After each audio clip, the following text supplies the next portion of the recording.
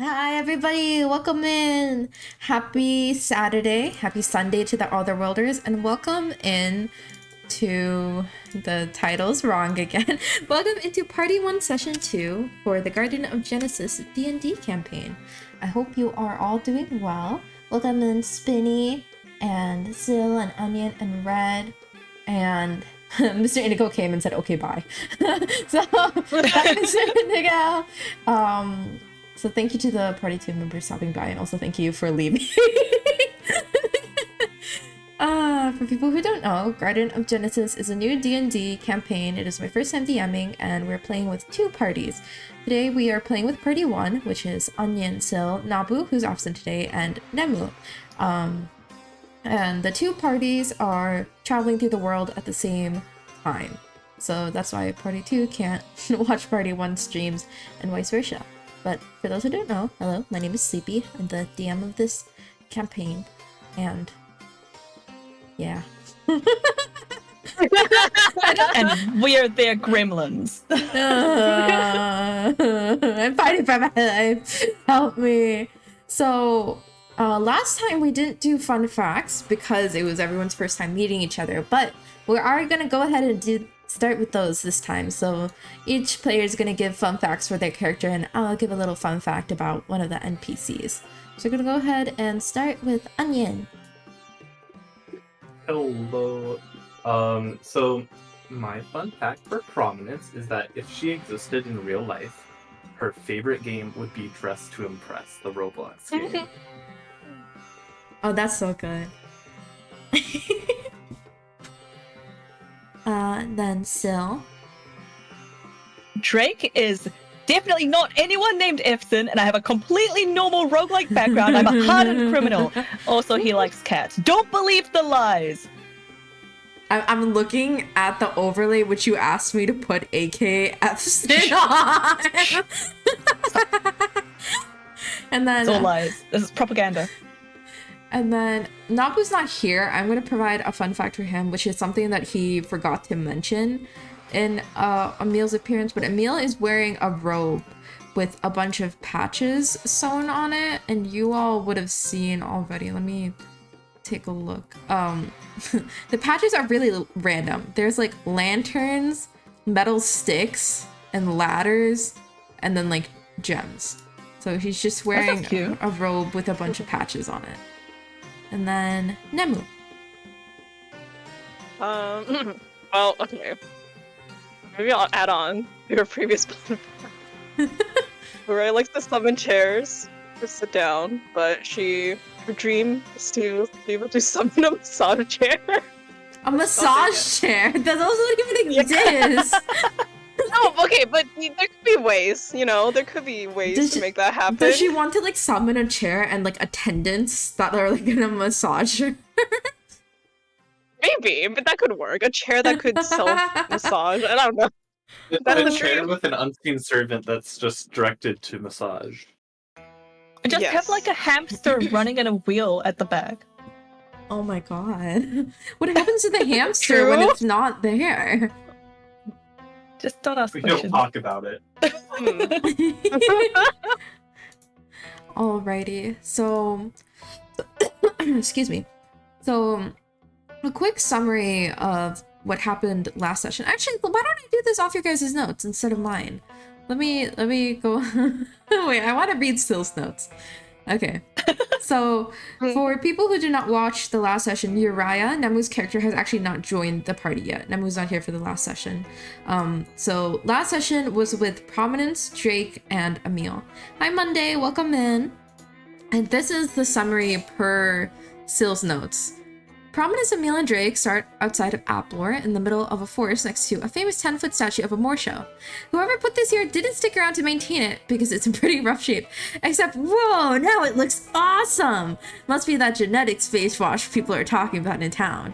Each of them receive a letter. Prominence read hers, Emil took it away, but eventually they all read the letter, which basically said they were chosen ones, according to Drake.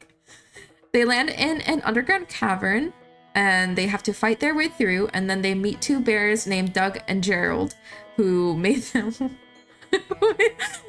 At the end of the caves and past the talking bears, Doug and Gerald, there's a 30-foot statue of Morsho, and beneath her we see a vision of targeted ad placement. What?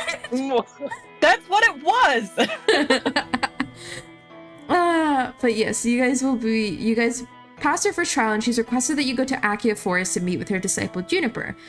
Before you do that, you guys decided to go back to Applor, and Drake and Emil are staying in an inn together while Prominence went back to stay at her place before you head out to Akia Forest. And that is where we are. So if you guys haven't yet, go ahead and take a long rest, everyone. Do I take one? I am... Take one anyway. Oh. Yeah, you might as well. I would like to add to the notes that we found out Drake was a liar. We've known him for one session. He's already lying. Yeah. I have no idea what you're talking about. Actually, though, I said that Nemu wouldn't know. Uriah is also from Applor, so... well, we'll see. But yeah, Drake was already lying by Prominence's standards. And I wasn't lying. This is just my true self, okay? He was guys LARPing. Don't understand. He's LARPing. Yeah, he's LARPing. All right. LARPing an orphan. That's insane. So, hold on. Sorry, I'm checking something super quick.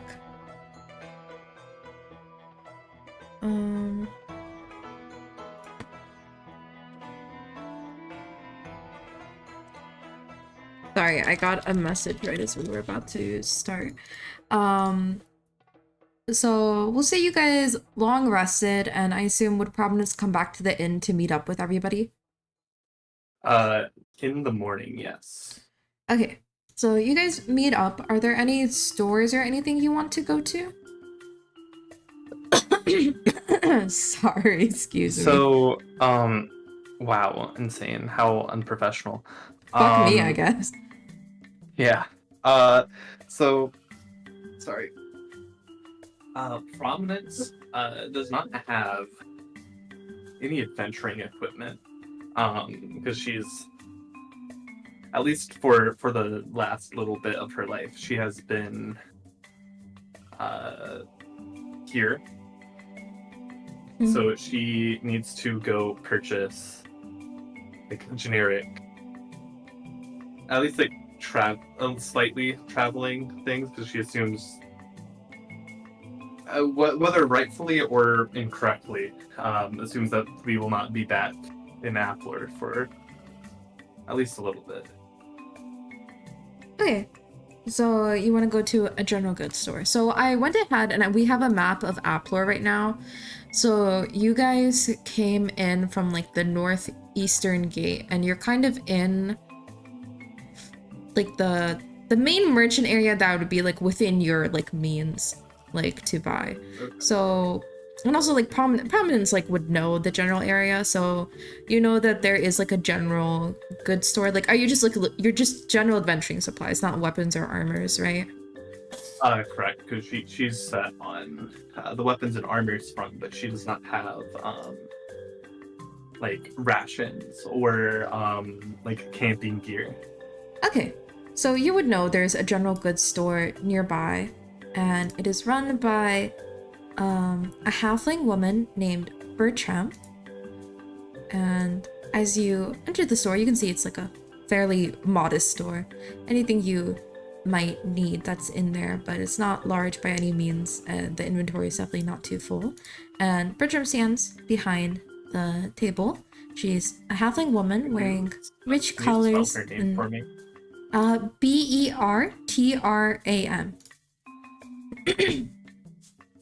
She's a halfling woman with dark skin and blonde hair bright against it. She's wearing rich colors with gold accents. Even though this is a modest store, you get the feeling that because this is Applor, everyone is dressed fairly well, trying their best to impress within their means. What can I help you with? Welcome in. Hi. I was looking for just like generic camping travel gear. Like a tent, a sleeping roll, sleeping bag. That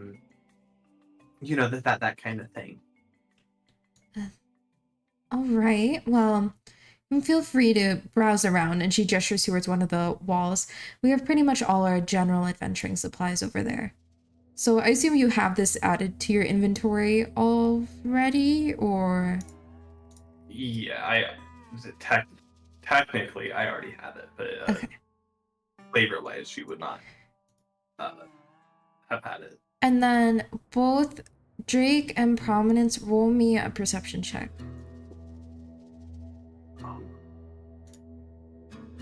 Perception? Yes.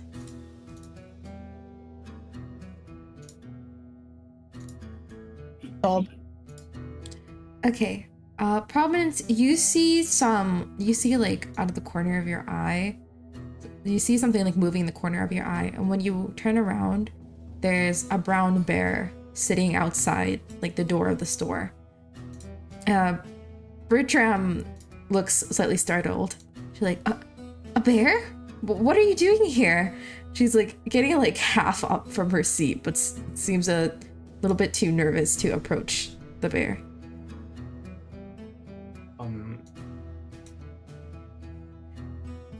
Hey, Drake, and also Emil that's sleeping. Emil's asleep and Drake's just like hoisting him around. They couldn't wake him up. Good thing he's so light. There's a bear.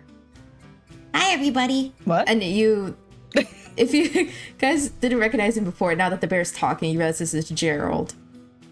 Oh, Oh, Gerald! How you doing? I'm doing well. I'm here on an errand. You guys stocking up some Gerald, supplies? have you tried the glizzies in this place? Oh my god, yeah! Wizzy's is one of my favorite places. Wizzy is the best! Yeah, Wizzy's the best. I usually come here after I'm done with my errands for Amortio, you know, kick back, relax, get some glizzies in me. Anyway, I'm here on an errand. And then this is up to Nemu on what I DM'd you about. Where I am also buying items. Wait, no. Wait, did you just walk what? past? Did you just walk past Gerald to just go into the store? Oh! Gerald like turned. Gerald like Alright, turned. you know, my the bear went into the store looking for parchment paper. Gerald like turns around to introduce Uriah, who just marches past him into the store, ignores everybody, and starts browsing for parchment paper. Well, that was my errand, but I mean, well, yeah, that was my errand. Bye, guys. And then Gerald starts heading out. I'm so confused. Guys, should we take Emil to a doctor or something? I'm.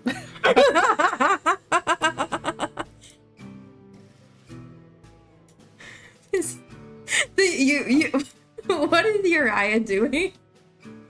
Wait, okay, sorry. Do I know?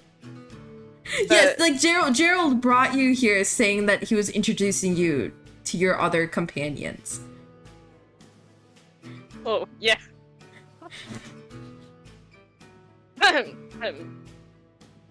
Alright, so realizes that she didn't properly introduce herself.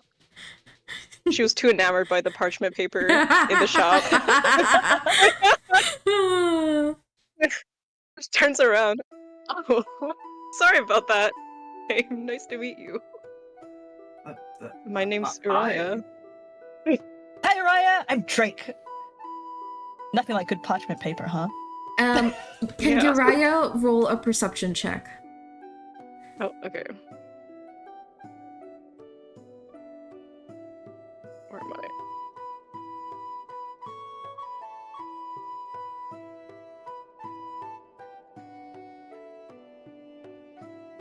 Just so you know, this was like Drake the has worst still party not for had a Drake. bath.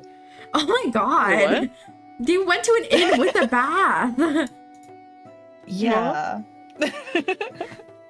I was gonna say, like, you chose like the worst party for Drake because 3 out of 4 of you are from Applor. Oh, If. wait, perception. Yeah, perception, it's in your skills, like that long list of like things to roll. I think I rolled it. Oh, do you have your extension? Like, do you have Roll20 open? You do. I do. Yeah.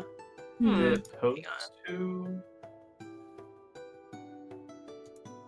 What did you roll? You can just let me know. Oh, it worked. Oh, it worked. Maybe I'm just slow. worked It's my in- laptop's weak. It worked in D&D Beyond, but not. Yeah. Yeah, I don't see it. But what was your roll, Nemu? Can you just let me know? Yeah. It's 8. It was 8. Oh, Okay. Oh, yeah. Yeah. Okay. So Thanks. I was like, I'm sure she needs to like look it up or something. Okay, so yeah, that's fine. You don't notice anything. Oh, dang. I thought it was smart. So Uriah introduced herself and then Drake introduced himself. Hi. I'm Prominence. Were you not like surprised about the talking bear? Did you just? Well, honestly, parchment paper was a little more interesting to me in the moment. I mean, fair. That's fair. Parchment paper is. I mean, I'm not too inclined about parchment paper. She was parched, okay? I'm gonna ignore that one. Bertram's gonna like sit down like the wind's been like knocked out of her. He's like, well, if are you done? Do you have you picked out all your items? So Prominence is going to like. She's doing just like collecting items, and she's gonna put it like on the like counter. And I'm going to look at Drake expectingly. Drake blinks. It's like you're rich, right? Huh? Oh, yeah. I mean, you know, we're pretty well off. Oh, do you want me to pay for your stuff? Yeah, sure, I got it. Sorry, usually my sister or something is carrying the wallet. Coins jingle. How much is this? I don't actually have to pay anything because I already own it Yeah. in my inventory. It's just... Coins jingled. Drake slaps down 50 coins. Is this gold? enough? Oh my god! Do I need more? Is this? Bertram's like eyes bug up, and she like her brain's like recalibrating, trying to figure out how honorable of a person she is, and I'm just gonna roll a d20 to see what she decides. Hold on. Prominence is going to whisper, like mouth, like just take it. Okay, with the Prominence is whispering, and she's gonna just quietly take the coins and be like, yes, that's enough. Thank you so much for your generosity. Oh my gosh, here, like take this, and she like grabs like just like a random like necklace, like off like the side, thanks. and like offers it to Drake or Prominence. She's like, just holding it out, and one of you can take it. What does it look like? Take it. It's just a simple like silver chain with a pendant. What's the pendant? If it's too girly, Drake doesn't want it. It is feminine, so Drake Okay. probably won't want. Okay, so Prominence takes it then, which actually works because she is wearing a necklace in her No, character. Araya can have it. Oh. actually. Okay. Uriah who's wearing a scarf and whose neck we can't see. Yeah. Okay, so Bertram like gonna offer to each of you, and then finally to Uriah. She looks at the pendant, shrugs, takes it, and puts it into her bag. All right. Well, thank you so much for your patronage. Where are you all headed? Where are you going? I don't remember the name of Hayden, Akia Forest. Onion. Yeah, Akia Forest. Oh, I see. Are you guys? Are you just going on foot? I think that was the plan. Wouldn't the airships be faster?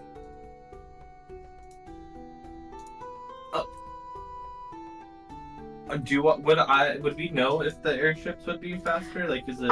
You would know it's faster, but Prominence would have never gone on an airship. And Drake definitely, like, if Drake has ever gone anywhere, he has only gone on an airship before, like if it's with his family. Have I gone on an airship before? I would say Uriah's maybe like gone on it once, you know? It's kind of like you can compare it to how often people go on like flights. It's not crazy, but like it's not that like common if you don't have money. I see. Yeah. So Uriah might have, especially because she's like been out of the city before.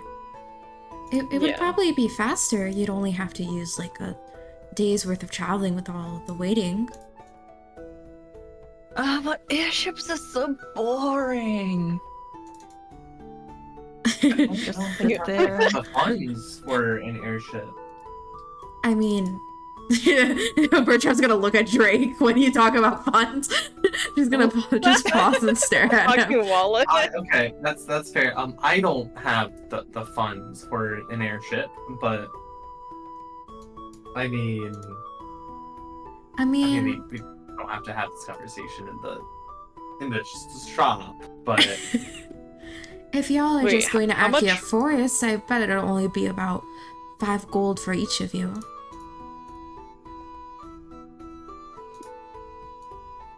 I mean, technically I have 38 gold. But that's none of my business. Sorry, just I'm so grateful for the money. I'm sure even if you walk, it's not a big deal. There's horses. You got a lot of options. But either way, I wish you well on your travels. Thank you again. Thank you. Thank you. And she's like bowing to like Drake. Thank you. Have a good day. Wait, how much starting gold do we have? You can see in your inventory. So you have 10, Uriah. I'm so I poor. forgot that I quote unquote stole gold last session. Oh, also, Emil probably would have introduced himself to Uriah, so he would have been like, "Hi, I'm Emil. I'm a student." And then he wouldn't have said anything else. But he's currently passed out in my arms. Oh yeah. Still snoring. Raya looks at Emil in Drake's arms with a questioning look. Drake does not pick up on the questioning look. And Raya decides to gesture with her hands. What is going on? Why? Are your hands okay? Is this person okay? Huh? Oh, yeah, he's fine. He's just a bit EP. We had a big day yesterday. We did have a big day. I wouldn't think about it too much. They're both of them are kind of a unique duo. Raya nods slowly. Understood. Are you normal? I really need another normal person. I'm right here. What are you talking about? I would think so. Raya nods slowly, giving Providence an understanding look. That's good.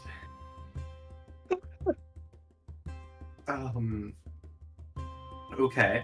Is there anything else we need in Applor?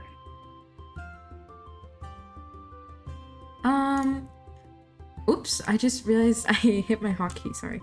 No, not that I can think of. I would assume like the general goods store, you guys picked up like some days worth of food, rations, you guys, you basically anything you have in your inventory, you have entering supplies, you got it. Okay. I mean, if we're good, if I'm good, if you guys are also good, we can just go to the forest. Shall we get some horses or something? I mean, okay. What?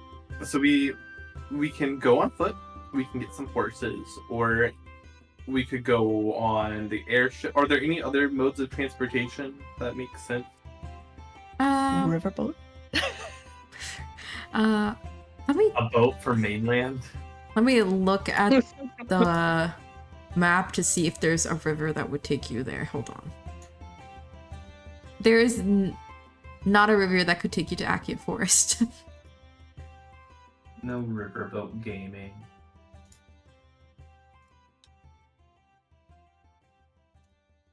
So your guys' like options are walking, which would take 2 days. On a horseback, you could probably get there within the day, and the airship probably like it would only take you half a day. And it's up to you. Much This is too- just flavor, like 2 days is a lot quicker than I expected, to be honest. Drake booked for the horse. Wait, do we have to pay for a horse? yeah, it would be like for like because you're not bringing the horses back, like to get from there to Akia Forest, it'd just be 1 gold per person. Okay. Yeah. I mean, how we don't have to be there urgently, right? Like we weren't given a time frame. You were not given a time frame. I think horses are fine then. Okay. Yeah, me too. Pony time! Let's go! Does anyone want to describe your horses, or do you just like get like just general random horses Do we from the get to- stable? Are we able to keep the horses? I mean, if you guys like choose like an Akia forest, like there would be a stable you can drop it off, but if you want to, you can like have that horse stay with you like throughout.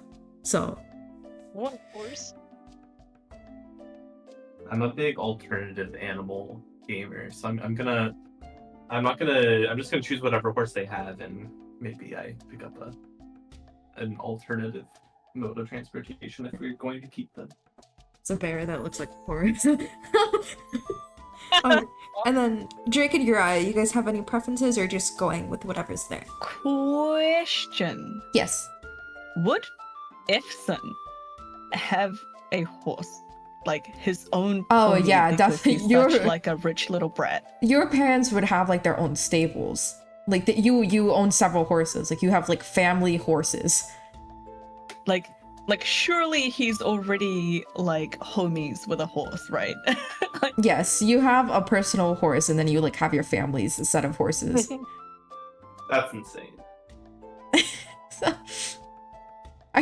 So what does Jake want to do? Like does he want to like go get his and meet up, or is he gonna like take everyone and be like, these are my horses, guys? Yeah. How much does he miss his horse versus like not wanting to bring people over? You know what? Drake picks like the darkest, nastiest looking horse at the, Oh my at god. the stables. He will definitely not be able to ride him, but this will be hilarious. It'll be great. Oh my god. Okay, so because you're getting like the worst horse, the stable master is gonna look at you concerned and be like, you sure you want that one? Oh, he looks great. Well, why don't, instead of the gold, why don't we just do 5 silver, so there's no hard feelings about it. Are you sure? But he's such a fine-looking beast. Like, look at him. It looks like he could chomp the arm off a highway thief. Like, You signed the waiver, right? There's a waiver? There was like a little like parchment, like a board, like not like board, but like a big like parchment scroll like pinned to the stable wall that you guys, there's like 50 signatures on it because everyone was just signing the same thing, and you guys had to sign it as you were coming in. Drake did not use his real name signing that. Just saying. Well, if you're sure, but yeah, let's just do the 5 silver so there's no hard feelings, all right? Okay, sure. What a great deal. Oh god. First, we got such a great deal with like, with promised surprise and got like a free necklace, and now I get this horse for 5 silver. Dang. So, Prominence Uriah take out a gold, and then Drake take out 5 silver. D&D Beyond's kind of weird, so you might need to like remove a gold and then add 5 silver. Yeah, I the don't think it conversions. auto- Yeah, the conversion's like on there, but you can, yeah. And then Uriah, are you just like taking whatever horse is there? Wait, they're all normal horses, right? It's not like a. Yeah, just like average Wait. horses, except for Drake's. I guess you'll pick. But I can customize them however I Yeah, feel. like because you guys like might keep using these horses, so I want to give you the option. Like if you want to say what it looks like or give it a name or something, you can do that. Okay, I think Uriah looks around and she picks an elegant looking horse that's like white with black mane. Okay. Do you want to name your horse?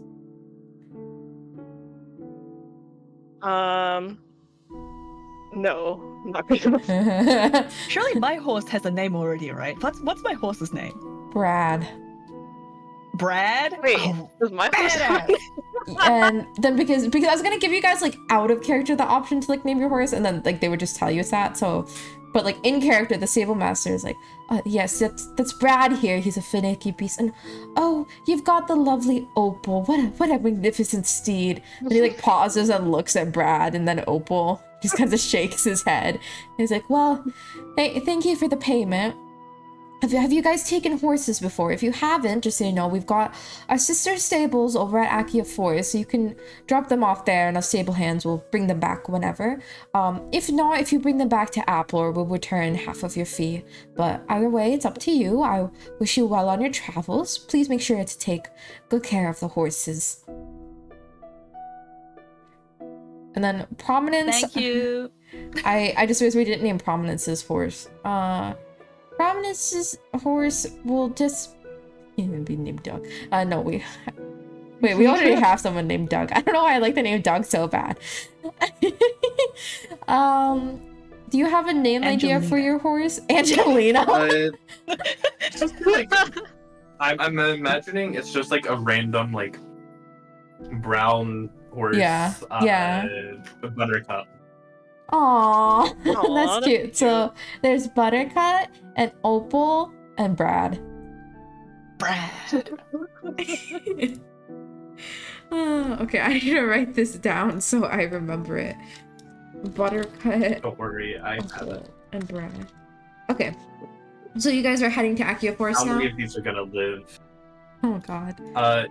Yeah, I'm assuming that I don't want to choose for everyone, so if anyone wants to disagree, feel free. I assume we just go straight to there. Yeah.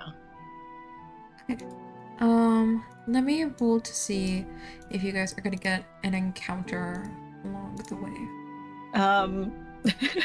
Not to tell you how to DM, but I feel like Drake should like roll animal handling or something to even get on his horse. Okay, yeah. Let's roll animal handling for Drake while I check the encounters.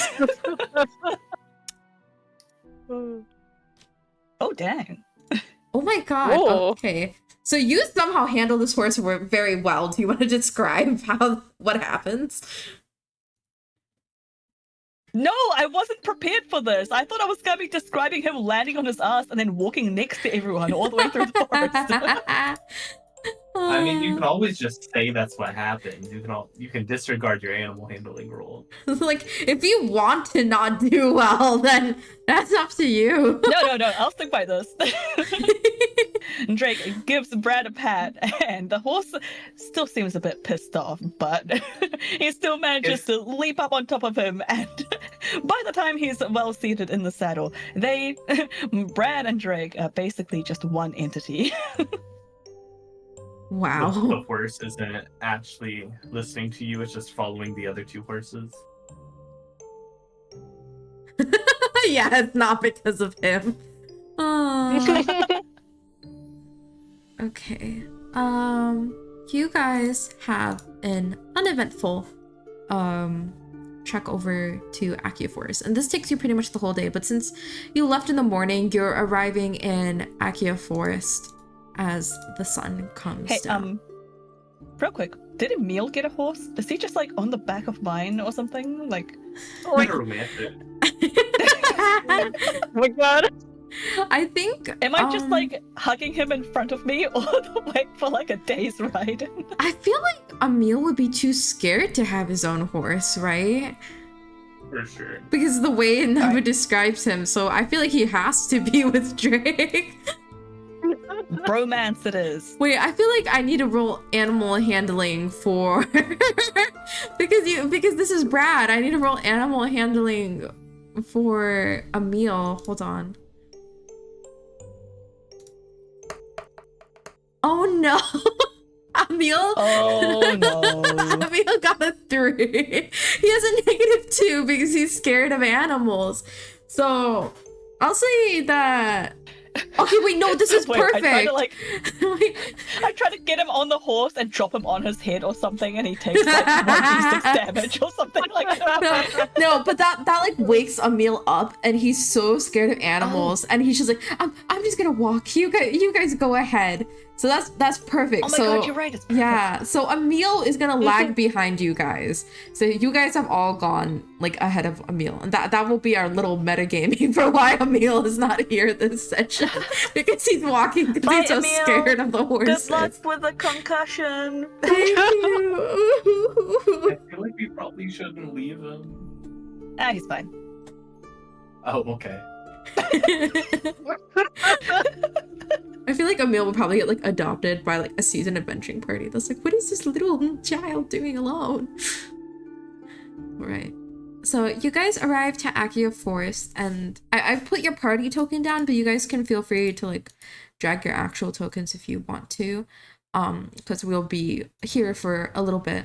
So you guys are coming from like the southern like entrance, and the sun is setting over the small village, and the travel to Accio Forest is not very common. The settlement here is very small. As you can see, there's not much of note that happens here, and it's not really common for people to visit. There's even more beyond the forest compared to where you are right now. You're right, like, I'd say you're in about the middle of the forest in like a big clearing, but people don't really venture past here because of how thick and filled with monsters the rest of the forest is. But you're in the main middle settlement that other people hear about. So, what do you all want to do?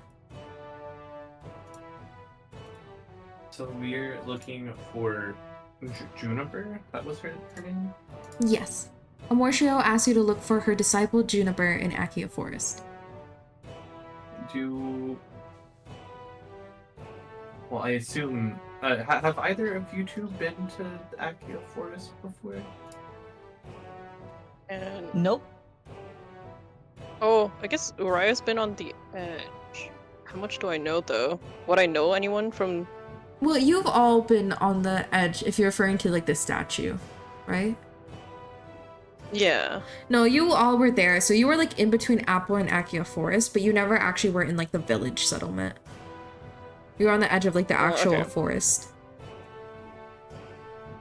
So, does it look like there's a temple of sorts or anything from where we are? Can we not tell? Do we just have to walk through the town to see if we can find something? From where you are, you do not see anything. It's just like houses, like a couple shops and stuff. There are people like milling about who are like glancing at you.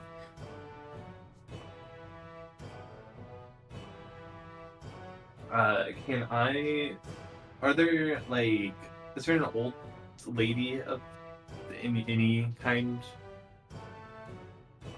I cannot believe you called it the exact NPC I made predicting what you guys would be Oh my looking god. for. So, you see, one of the people looking at you is a very elegantly dressed half-elf, middle-aged woman. And she's near one of the houses at the beginning that's a little bit bigger than the others. And most of the people like passing by have just like glanced at you and like moved on, not really bothered, like you know adventurers come through this area. But she's pausing to take a closer look at you. Doesn't seem like suspicious, but she's just looking at you guys, and I assume you make eye contact with her. Yeah. Drake just do a somersault? Yeah. I was just looking around. Alright, let me Excuse me? yes. Hi, so we're just walking through. We're looking, we're looking for someone, and we were wondering, if you could direct us to, what was her name? Juniper? I have a really bad memory. Juniper? Is there a Juniper anywhere here?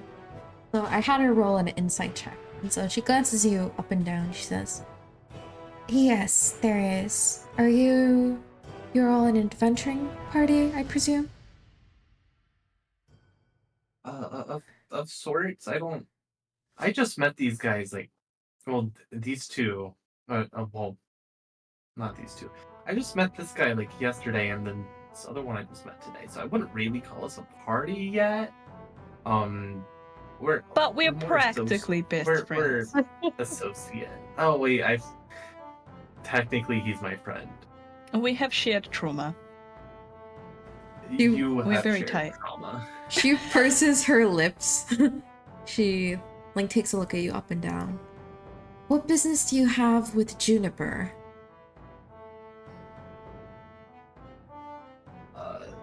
You know,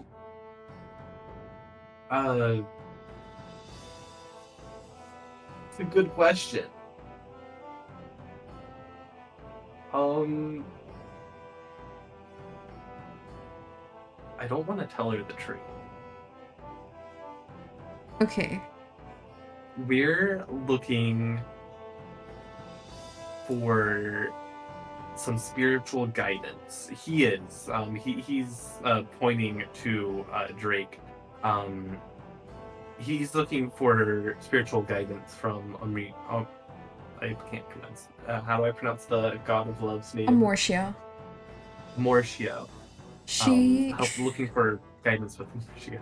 she crit failed her insight. So she's gonna nod and be like, I'm surprised you know of Juniper's connection, but I suppose if you do, you must genuinely be here for her. Here, come. And she's gonna take you along the paths of the village, waving along to the other villagers as she walks by over to the right side over here, if you want to move your tokens. My name is Ermina. I'm the chief of this small settlement. And I didn't fully describe her appearance before. She's a middle-aged half-elf woman. She is tall, very beautiful. She's got dark skin and caramel braids in her hair. She has kind of a calm but intense air about her. Juniper has been a bit ill, it seems, today, but I'm sure she wouldn't mind us at least stopping by. I wanted to check in on her anyway. But if she isn't up to seeing you, I can take you back to the inn and you can all wait there for her. So what was this person's name again? Ermina. So Ermina.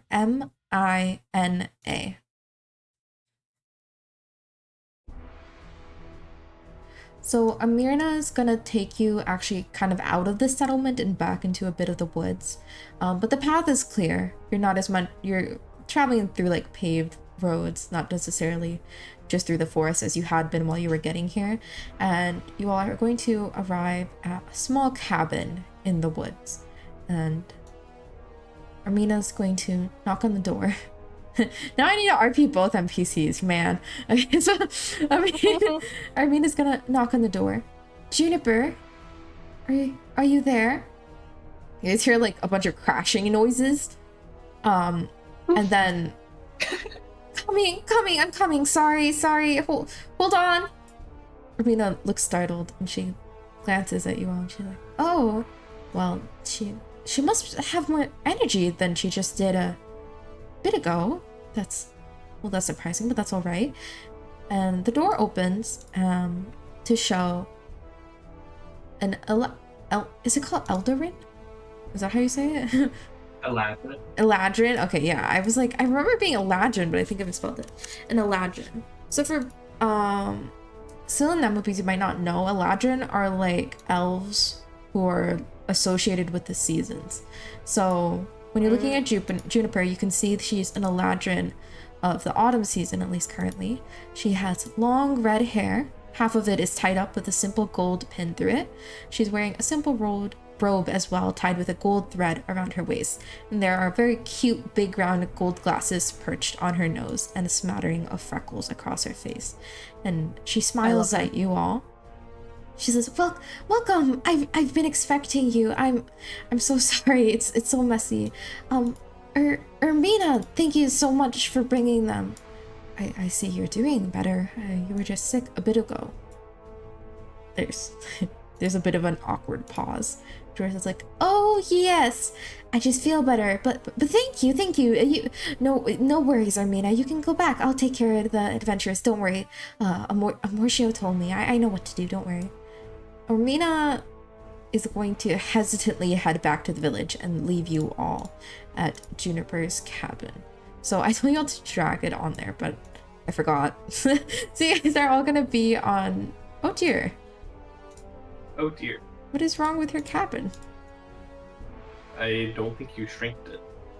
She was just sick, okay? You can't just ask a sick person what's wrong with their cabin. No, I think I accidentally moved it when I wasn't looking.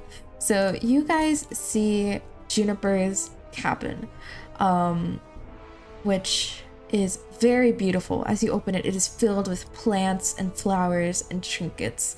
There's a corner dedicated off to the side to potions of all colors and lovely scents bubbling away. Half the windows are open and the other half have stained glass over them with the sunset light pouring through. And the cabin is filled with a lovely mix of the wind breeze and rainbows. Juniper rushes into the cabin and immediately to her workbench, which is by the potions, and starts rummaging around for something. I'm so sorry. I was, as Amrina said, I was sick, so I just woke up, but I wanted to be awake for when you all came here, as Amortio said. I'm so sorry. And she turns around. Could you all introduce yourselves? There's supposed to be 4 of you, right? Where's the other one? We lost a guy. She gasps and her hands fly He's over to on her. foot. Her hands He's drop. just afraid of horses. Oh, I see. I understand. So the rest of you came by horse and he came by foot. Okay. He is currently coming on foot.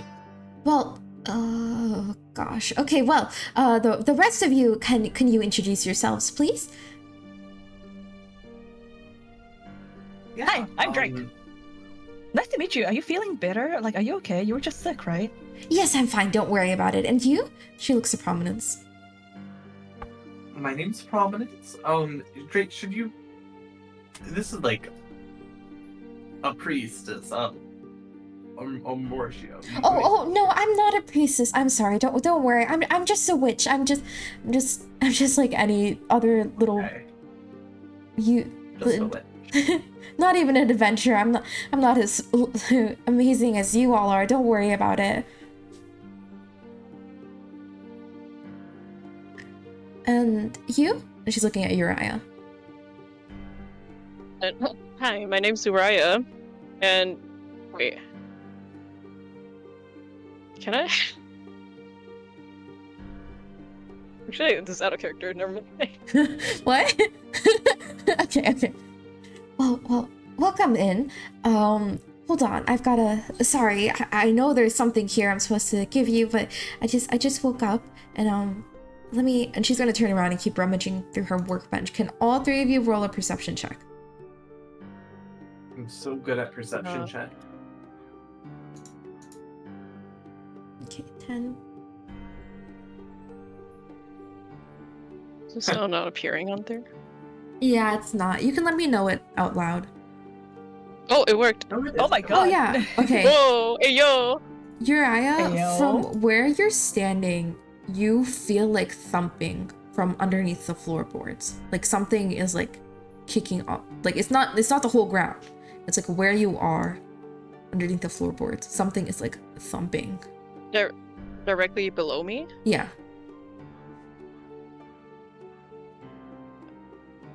Does anyone feel that? She looks around Feel perplexed. Wait. What? What are you talking about? Juniper snaps her head around. Hear what? What's wrong? What do you hear? Uriah looks at Juniper questioningly. There's a thumping below. Don't worry about it. There just must be some animals passing by. She starts going through the workbench even like faster. It's not sketchy at all. Can I like look out a window? Yeah. Or are you looking for something in Do I- particular? Just like animals? Like No, that? like you don't need to roll perception for that. There's not any like big animals or anything. Like it's just trees. Maybe there's some squirrels, but not anything that would cause thumping. I don't see any large. Don't worry creatures about that it. and she pulls out a big map, I'm and slightly her worried about it. eyes start like almost like shining, and she's like, yes, here it is. All right, so I know where you all are supposed to go. She's just like kind of like mumbling to herself, saying nonsense, and she's looking at the map, and the thumping gets bigger, and eventually you guys start hearing like muffled screaming, and Juniper hears that too, and she stops and she stares at you. What?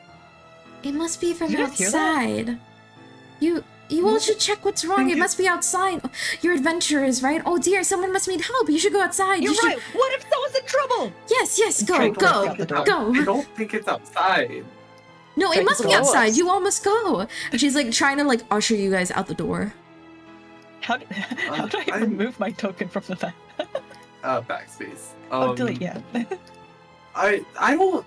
I'm like resisting being pushed out the best I can. if Okay. possible. Then can you roll strength? She is a witch. So surely, can it be? Is it like a grapple or is it just a strength? Just strength. She's just like trying to push you. She's not grabbing onto you. Whoops. 11.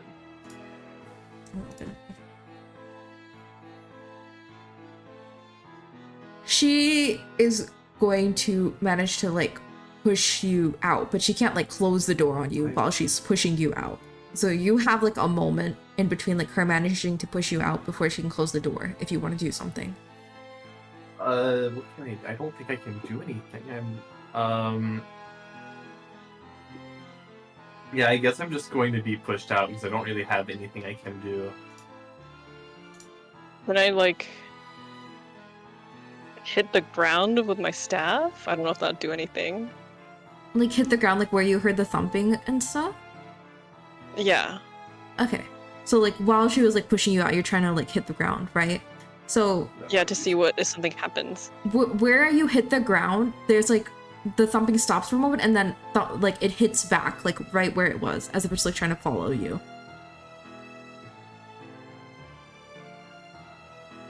Oh, okay. And can I also resist leaving, or Yeah, you can roll strength. it's not my expert area, fortunately. All right, you're -1.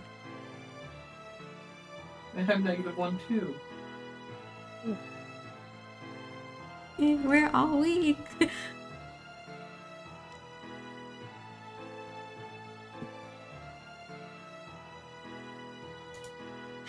Okay, yeah. Prominence Okay. is able to struggle. Uriah basically gets shoved out.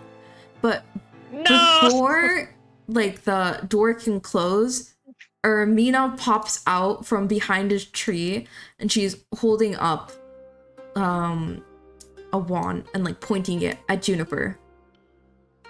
And Juniper's face goes pale and she manages to slam the door, but Ermina runs up to it and starts banging on it. We outside Drake, with at this Ermina now? point, Huh? Drake is on his horse and he's like canvassing the area looking for the screaming. He doesn't see any of this. Ermina's gonna turn around and be Jig and she's like, Don't be a fool, it's inside. You're trying to get you outside. That's not Juniper. That's not Juniper? It's not. Something's wrong. Something's off about her. And she's gonna try the door handle, and to her surprise, it opens up. And when it opens up, the Juniper that you saw was there is not in there anymore. And the work desk is a little bit of a mess, but the map has been left behind, and everything else like seems the same. But her workbench is messy. And you still hear like the thumping and the muffled like screaming. Where Uriah bumped the ground, did it sound like hollow? Yes. Yeah. So We need to find a way down. can we check for like a false floor, like a trap door? Yeah. Yeah, I think that would be investigation. So whoever's looking can roll me investigation. And then Ermina's gonna like hold like Prominence by the shoulder and say, please, wherever she must be like trapping her here. I'm gonna go get the villagers. I'm gonna go get somebody to help her find out who that was. Can you get her out of here? We're gonna try. Okay, Ermina's gonna like rush out supposedly to like get help or track down whoever that was. Are we both allowed to roll investigation or just one of us? Yeah. I'd say if you both are looking, one of you roll with advantage. What's your modifier? Plus Wait, 6. how do I? Uriah has a +6 on investigation. That's your bonus. Yeah. Oh, okay. You can roll with. So Do you get advantage? yeah, so Nemo, when you roll investigation, you can right click on the +6 and then click advantage and then click roll. And then it's gonna take the higher one. Okay. Oh, I didn't. Should I redo that or? Wait. Yeah, roll you one just of you can just click it again. Advantage just means 2 rolls. So you can roll once more and take the higher one. Okay.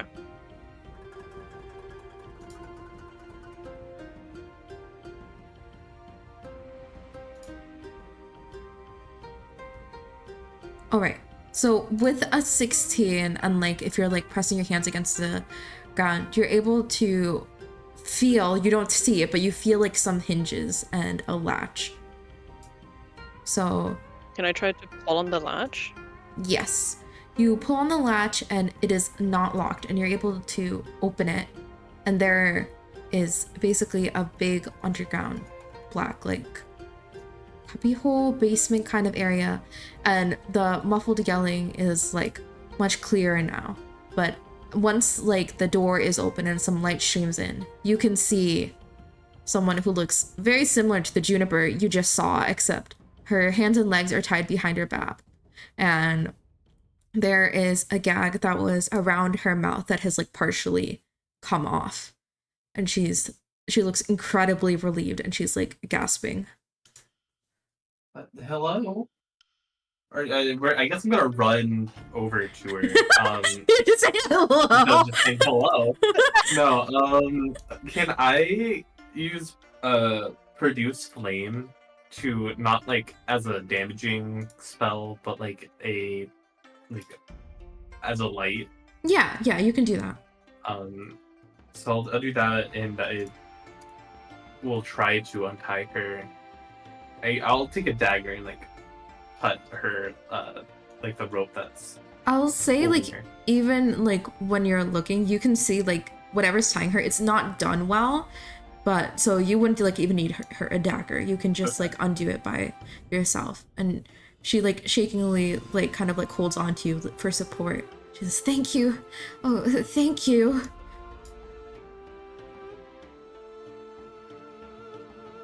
What happened? I'm very confused. I'm not sure. I know who you all are. Prominence and Uriah. And because I assume those are like the two that are like nearby. Is Drake still outside?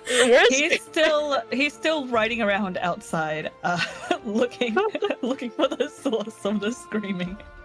And Drake and Emil are supposed to be here too, right? But I know the both of you. Who was the person that was just up there?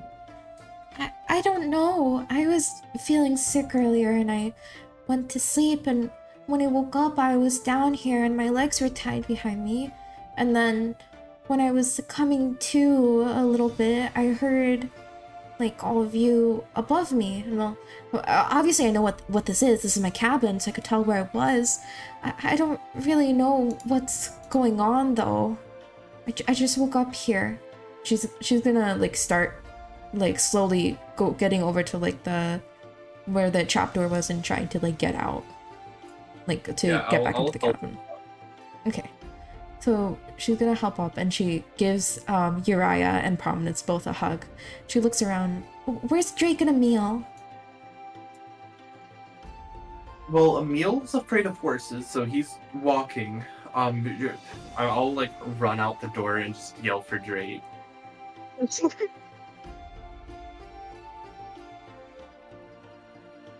Drake, where's my token? Bursts into the door. I don't actually know where the door is. Is this the door? Drake bursts into the door. Guys, I need your help. The screaming stopped, and I have that's such a bad sign. Like I don't know where they are. The screaming just stopped. Juniper's like You gonna found press a hand like to your arm to like calm you down. Be like, that was me. I'm sorry. Juniper, are you okay? They helped me out. I'm okay. And she gives you a hug as well. Okay, but Were you you outside were this okay whole before. time? Oh. So Drake, this is the one that we just talked to was a fake. That was not really Juniper. This A is real fake? Juniper. Wait, Huh? what? What was going on? A fake? There was a There- fake me? Oh, I thought, yeah. Sorry, I forgot you didn't know that. Yeah, someone was impersonating you. They were looking for something. Wow, imagine impersonating someone. What the heck? Yeah. Unbelievable. She like presses like a hand to her heart and another hand to her mouth. Oh my god. I knew all this would be dangerous, but I wasn't expecting all this. Oh, what do we do? And Ermina was here too. Oh, I should let her know I'm okay. She runs like to her bedside, and you see her like pushing aside like a huge nightstand, and she produces like a cage that was behind it. And she like frowns and she's like, I must have struggled or something. I don't know why else he would be down here. And it's a big cage, and there is a very beautiful hawk perched politely inside it. And he waits for Juniper to undo the cage and flies out. And she like attaches a little like parchment to his leg and sends him off to the village to let Ermina know that she's okay quickly. Okay, so they'll know that, but I need to focus on all of you, because clearly you can't stay here for too long if something's going on What? here. Who would be impersonating you? Well, I don't know the full story yet, but I can tell you everything that I do know. And she's gonna head over to her workbench and try to like reorganize everything. And then are you all like feeling confident that this is like the real Juniper? Does anyone like want to roll insight or anything? Can I roll Yeah, you can roll insight. insight?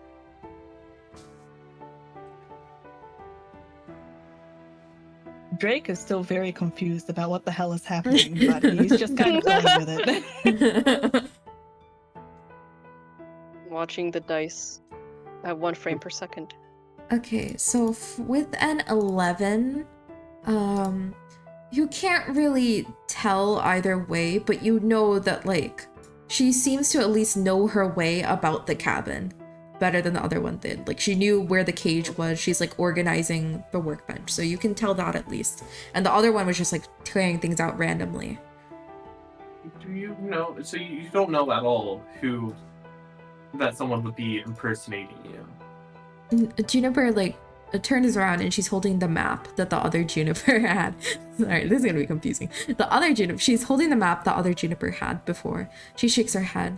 I don't know. I'm just a little witch. I come here, I do my research. Just a little bit. I talk to Amorcio, but I mean, well, you all know why you're here. Something's happening, but you know, all I wanted to do was help Amorcio. I wasn't expecting all this. I've never had an enemy a day in my life. I think this is all very startling for me. It's startling for me too, because I don't know anything that's happening. I don't understand any of this, really. Juniper nods and she unfurls the map and she places it against her workbench to gesture you all over. And what you see on there is, I'm gonna go ahead and move you to the map of the world just so you can like be oriented as well. So you see a map of the world, and on it there are some circles drawn. So one around Akia Forest, then Kaplos, Neblar, Oflaria, Joblia and O'Brien. And she's showing you this as she explains. Well, I think it'll be best if I start with all the context that I've put together so far. So, as you all know, I'm a disciple of Amortio. I'm not a priest or anything by any means. I'm just a witch, and I gain my power through my belief in Amortio and then my belief in the gods. So, recently, I think the gods have been having some trouble. When I talk to my friends, they say that the gods have not been communing with them as often, that it's very rare to have them show up, but I'm here. She gestures around. I'm in what used to be Amortio's home when she was immortal, so I think my connection with her is stronger, but I've been able to keep talking to Amortio, and she's been so vague. I mean, you've all met her, so you probably have an idea too, but she's been so vague, but I've been able to put some things together so far. So, starting from the beginning of all this, it seems like the Great War, from the gods' perspective, had very little to do with us common folk. This is confusing to me, and I know it's probably confusing to you too. So many of us suffered from the war, and we knew what we did to cause it. All the politics and threats and disgrace that went into the war. But it seems that at the same time, Istor, the god of the sun, and Omnis, the god of the moon, also had a fight. I think I'm now also understanding that they are lovers. The gods have been more absent lately, like I said, and it started with those two. Especially the capital city probably felt it, Aplor, the land blessed by Istor, but slowly the other gods have faded out of connection as well. Clerics and paladins and priests and any religious folks are having trouble communing with their god. I'm very lucky to be here. Amortio has still been talking to me, has still managed to keep me updated from being at the foundation of her power. But she has to be really careful. I don't know all the dynamics at play, but it seems like the gods are worried about tipping the balance of time, of life, if they tell the humans too much of what they know.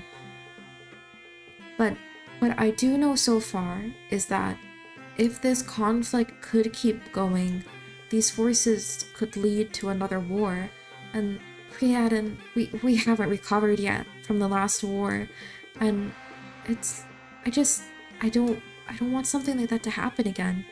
And Amortio is trying her best to stop it as well. I guess she must feel in some way that it's her duty if it's a fight between lovers, right? So she's sought out able adventurers chosen by Chula. The stars have guided them into what people might bring the best fate to the lands. And she wants you to visit the homes of all the gods when they used to be mortals. And while she says this, she points to the 5 cities that have been circled on the map. She believes that there's a corrupting influence at each of their homes. Luckily, I came here a couple of years ago. I settled here, so it seems like I've already cleared the corrupting influence out of Amortio's home. So we have at least one god to guide us. But we need help from you all. And she looks up at you all with like a determined look at her on her face, clutching the map. We need to clear this corrupting influence, and we need to find out more so that we can help make sure that something like that doesn't happen again.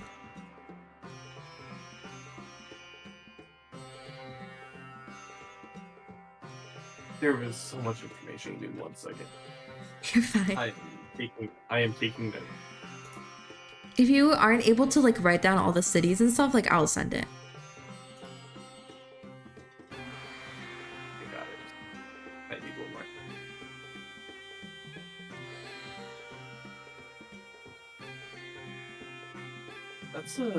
That's a lot. So we have to clear out the corruption, and we have to. Okay, hold on. The gods have mortal like homes when they were Mortal? Is Juniper, that common knowledge? you guys knew that once upon a time the gods were mortals, but this is like kind of like a myth thing. Like you wouldn't like be sure if that's real or not until, but Juniper is making it sound as if it's real.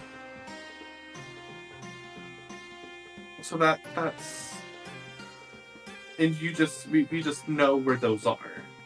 Like people just know where these are. This isn't character.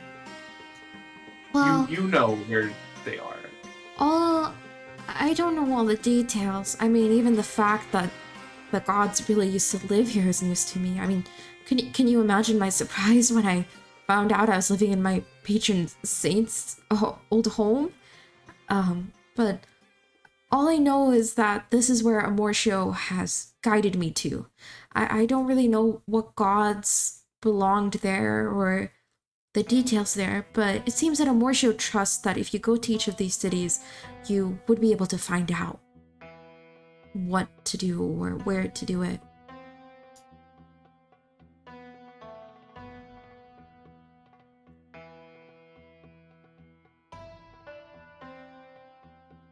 Okay. How you said there's a corrupting force in the houses? Do we know what those are? She shrugs and shakes her head.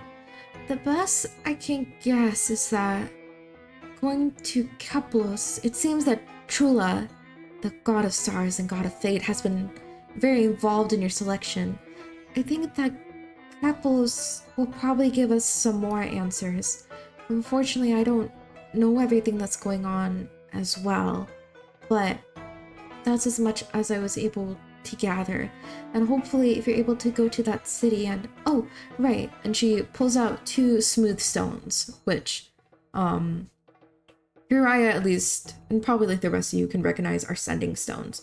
And she pauses and stares at all of you as if she's trying to figure out who to give it to, and she's just holding on to the other one, and then she just holds on to the other one, and she's like just staring at the 3 of you for a bit. Wait, what kind of stone? A sending stone. So out of character, that's like basically it's a message block. So you're like limited how much you can say, but she's giving you like a form of communication to her. She's gonna stare for a really long time, and then eventually very hesitantly hand it to Uriah. Please remember to use this. So what she's debating between her head is like Prominence. She's not sure if like she knows that Prominence has stolen stuff, because you get the feeling like she knows about all of you. She called you out by name. And then Drake, after his debacle with the screaming she's very unsure about, and then she settled on Uriah after all of that. Also, we just got a raid. Welcome in, raiders. Welcome in. Thank you so much for the raid, Mama Lumi. Hold on. I was sorry. That was so delayed. You were playing Xenosaga Episode 1. I don't know how to say that, but I hope you had fun. Thank you so much for the raid. Welcome in, Lumi. Welcome in, Angry Old Bald Guy. I like your username. That is very good. My name's Sleepy. I am playing D&D with my friends Onion, Sil, and Nemu today. We're on session 2 of our campaign. I'm a V artist. I usually stream art or games, and every week we have D&D. So yeah. I would love it if you guys can want to hang out, chat, or lurk. But if you need to head out to do potion care or to take it to... If you need to head out to do potion care or grab a snack or something, please feel free. Otherwise, yeah, that's what we're up to today. I hope you all had a good stream. Thank you so much for the raid, Lumi. I appreciate it. Yes, so she hands Uriah the sending stone. Raya takes the stone and asks, has there been any signs of corruption? Or any news? Well, or has it only... gods Yeah. have disappeared, and well, I believe Amortio, of course. You know, I know she wants to help me. She has no reason to lie to like her disciple. So all I know is that the gods have been disappearing, and it seems like the way to bring them, restore their connection to us and to the lands is to get rid of that corrupting influence. And perhaps that's what is affecting Istor and Omnis as well. But, I mean, you all know as well as me, to be honest, I thought that the story of gods walking the earth was almost myth as well. It was so long ago, I thought people just said that to make sure that we believed in their power more. So, I don't know much. I understand now that Akia Forest was Amortio's home, but I'm not sure exactly where the other gods are from. I do get the feeling that Keplos must be where Trula is from, because that's the one they're guiding you to go to next, and Trula's influence has been very heavy in your selection and journey thus far.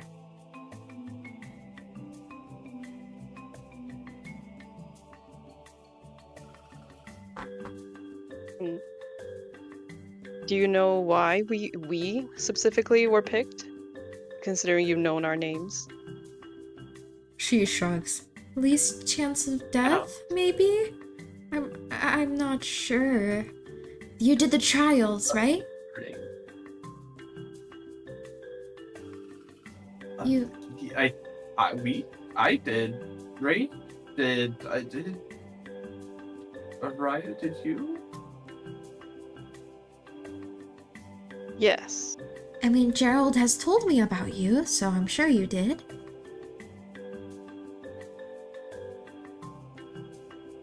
Wait, did Gerald come here? Gerald comes here all the time. Why didn't Gerald just bring us here immediately? Oh my god, you're right! Did you ask him? Damn it! Okay. There. We could have had a bear this whole time! Gerald's not... Well, Doug is absolutely not helpful. Sorry, I shouldn't say that. Doug is not the most inclined to offer things. But Gerald's usually helpful, but he's not...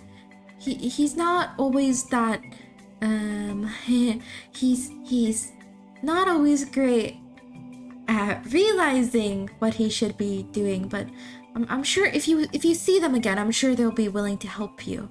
So make sure to ask them if you need help. Doug and Gerald are Mortio's patron animals. Did they not introduce themselves to you? I mean, they did, but they didn't say that last part, I don't think. Oh, I see.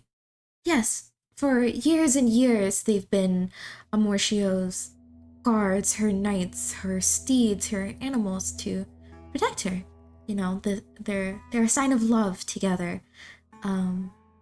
They've adopted the names Doug and Gerald recently to, according to Doug, fit in with the common folk more.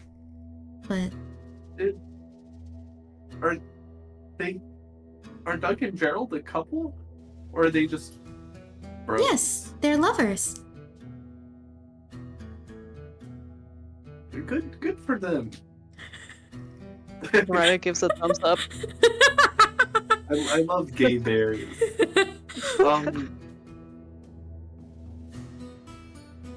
Anyway, okay. We're learning so much. Lore dump. Juniper, may I know where your washroom is? I have an outhouse. You can go out there, and she directs you to it. Thank you. Mariah heads off to the washroom as I will also head off to the washroom. She had to RP that.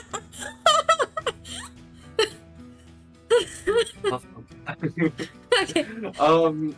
Okay, so we should go to Keplos Mm-hmm. Yes. because that is the home of the star Trula, you said? Yeah, the god of stars Trula, who's also like the god of fate and fortune. Okay. And if you remember, like, I'm gonna like metagame this just so you guys understand what Juniper's referring to. When Amortia was speaking to you and when she wrote you those letters, she referred to Trula in them. Okay. So that's why she keeps saying they were involved in your selection.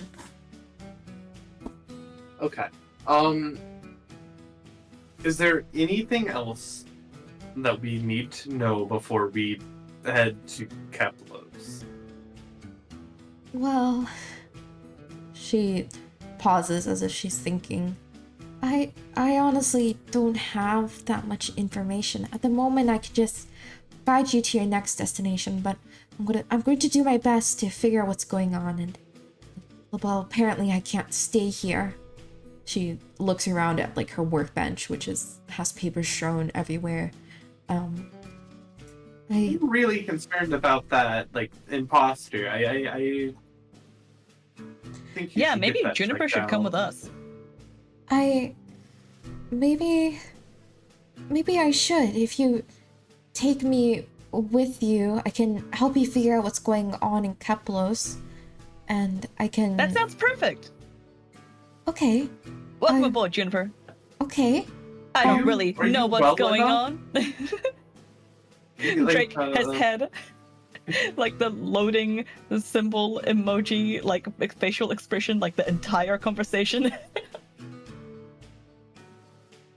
The elven lady said you weren't doing too well. Are you okay to travel? I mean, I was just sick. It was just something simple, honestly. I'm honestly much more worried and scared about what's going on. Can I insight check her? Yeah, go ahead. I feel like she's not being honest about how sick she was. It's an 11. You can't Rhea really comes tell. back from the washroom. Welcome back. Welcome back. Thank you. Jake has invited Juniper to come along with you guys since it seems like she won't be like safe like where she is here. And then a prominence insight check to see how sick she is. With an 11, say you can't really tell either way. Like she just seemed like a bit like haggard, like she just looked a little bit tired, but you can't really tell if that's because she was just like kidnapped in her own home or if she's sick.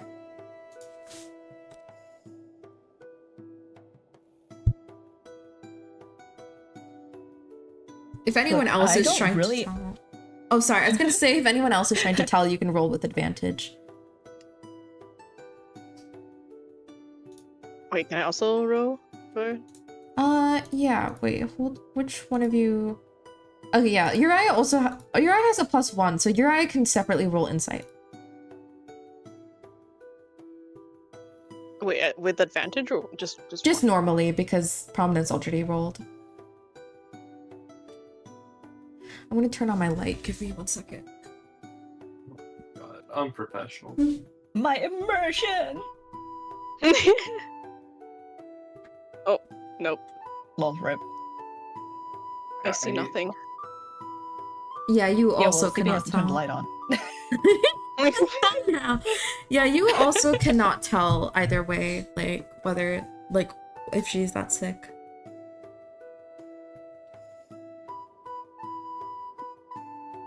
I also worry about the fact that they just disappeared. Are they still in the... I can't see invisibility. Does there seem like there's an easy way to have left this building? No, and if you're roll perception. Perception. 12. Okay, so then I'll just like tell you like generally what you can like just see without looking too hard. Is that the only way out seems to be like that main door, and all the windows are shut. And as I mentioned before, like not all the windows are shut. 2 of them were open, which were facing like the outside door where you were there, and the other ones, as mentioned before, are stained glass. They don't open, and they are not broken. So we would, when we were pushed out, we would have seen... If she exited through the 2 open windows, you would have seen it. And Drake So was I'm- also like running around outside. Yeah. Just saying. So like, okay. I Can I? am very conflicted. What were you gonna say? Go ahead. Is there something I can investigate or like how? You guys can roll investigation. Yeah. Like what are you like looking for? So we're trying to find clues on how the fake Where got the in and left. fake one went. Okay. Yeah. I guess I'm just let you- investigating clues in the cabin. Yeah, so you can roll investigation. I'd like to help her if that's a possibility. Yeah, so Uriah has a better investigation, right? So Uriah rolled twice. I rolled once. And then... Oh. Oh, with the roll 19. That's like you can roll again, maybe you'll get like a nat 20 or something. If you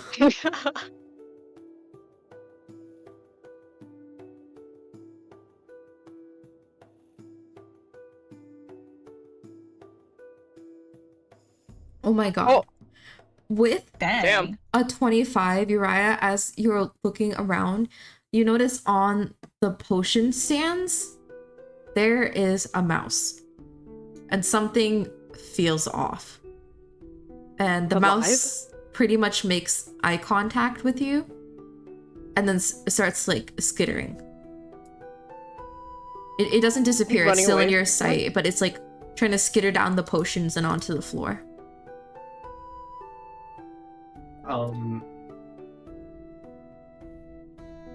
Does it seem like it's like running away from us? Yeah, like the moment Uriah saw it, it started like trying to run away. But I mean, that's what freeze mice it, or is that do gonna kill anyway, it? right? Wait, Sil Go first? True. What did Sil say? I'm saying, like, that's just normal mice behavior. Like, if they're caught, they run away. I feel like Prominence and Drake wouldn't actually know anything about that unless Yeah, Uriah actually says something. Yeah. So Uriah realizes this with her investigation, that there is a mouse and something is off about that mouse and it's running away from you. And then it's up to you like what you want to say or share. Yeah, so I guess it's because the mouse is immediately running away. If I try to freeze it, is that just gonna kill it? Because that's my action skill. Do you have a spell for like making it? Do you have like a hold creature or something like that? Oh wait, Nemu, you haven't prepared your spells.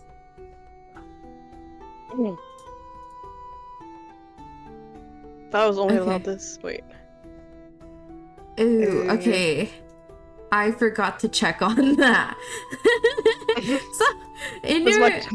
So I'm gonna pause for a second. In your spells, where it says manage spells, then you click add spells, you can learn a bunch of spells and then you can prepare a 7. So you don't just have your cantrip. You have 7 spells you can add to your quote unquote inventory to use. So we can do that later. I'd say. I think that'll take a little long to do right now. I will say like only Uriah has like one action as this mouse starts skittering. Okay. Okay. So if I can't do the action, maybe Uriah just shouts out, "There's something wrong with that mouse," and then she points towards it, and she tries to run towards it. So Juniper is going to look, and I just closed her NPC sheet because I'm so smart. Wait a second. So the mouse is gonna successfully get to the floor, and now it's like running, and you can see it's trying to like aiming for one of the windows. Let me see what Juniper is going to do.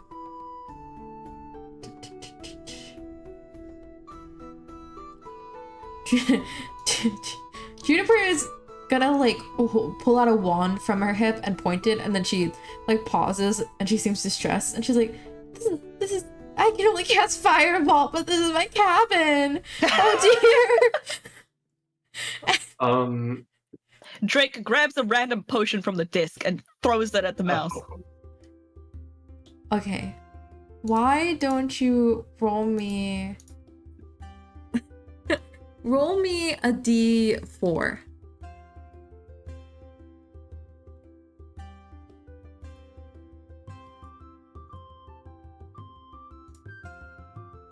You got a 3. Okay.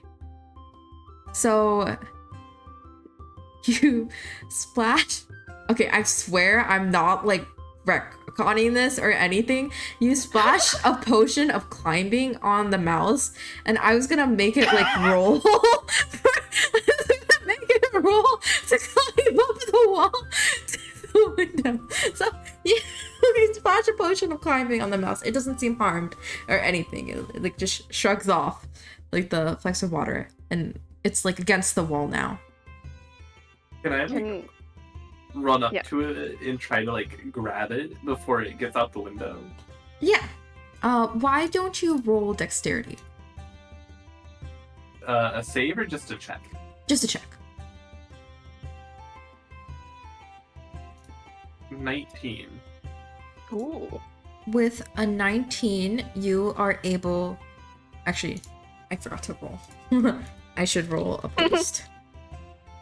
Me when I forget to roll. Okay, yeah. You are able to grab out to the mouse, but as you grab onto it, there's suddenly nothing in your hand. Like I did grab it. Like you did grab it, and like within like a second, like you're not holding on to it anymore.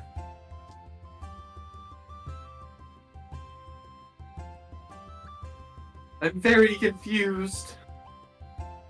Is that prominent? That makes 2 of us. Yeah, that is fair. So Uriah, since I'm just gonna give this to you because you got like a 25 investigation, you saw as like Prominence grabbed the mouse in that like moment. It seemed to be like a speck, basically like a very small bug, flew out and it through the window. And it's Wait, gone. what kind of? Just like like a a fruit fly. fly? Yeah, just like a fly. Okay. They changed themselves into a fly. I think they got away now. This fucking sucks. So whatever it is can change into animals and people. That sounds like Gerald. I don't think that was Gerald. Oh my god, it's Gerald. Oh, I doubt it was Gerald. Gerald's outside. And Oh my god, it's Doug. Juniper points out to the window, and both Doug and Gerald are sitting outside the cabin window staring at you. And do the other gods have little guys, little friends? Like Doug and Gerald? Yes, that was Doug.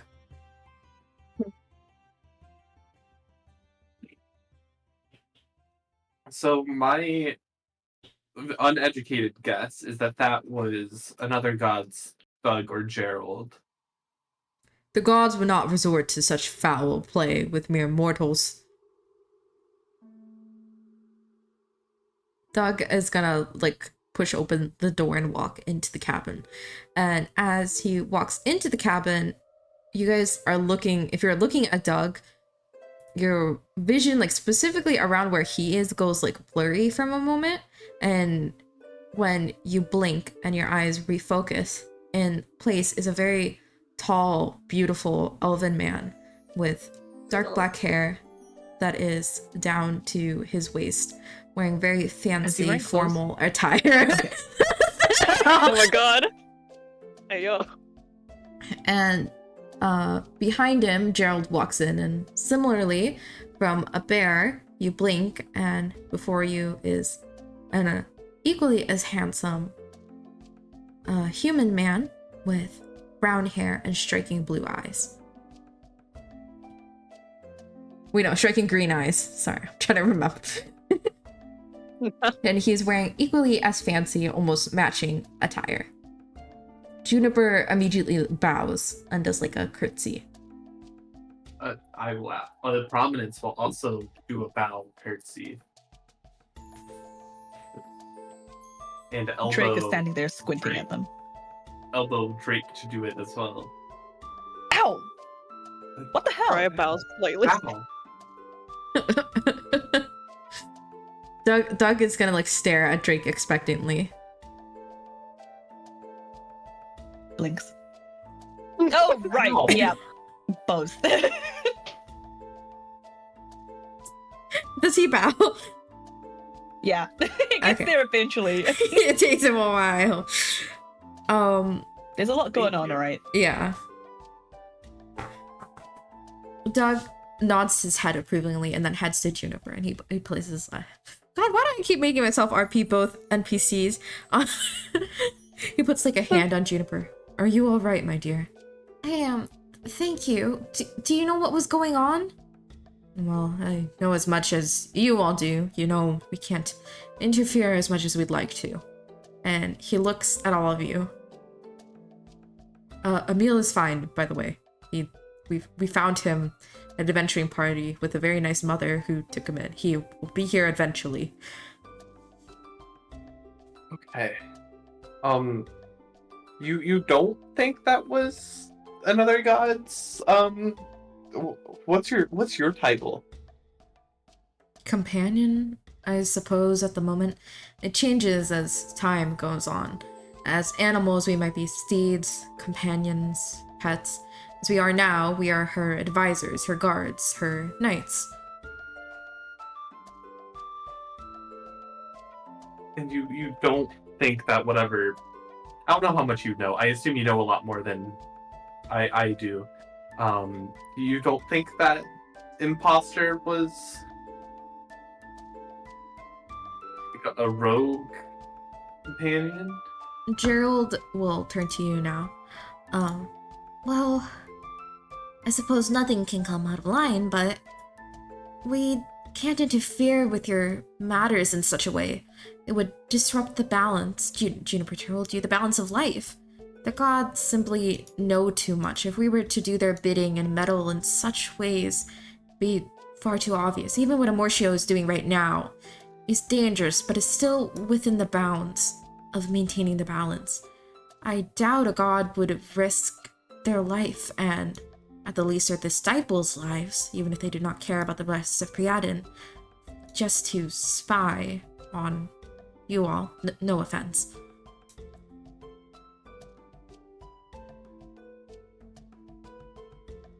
Interesting. I mean, it's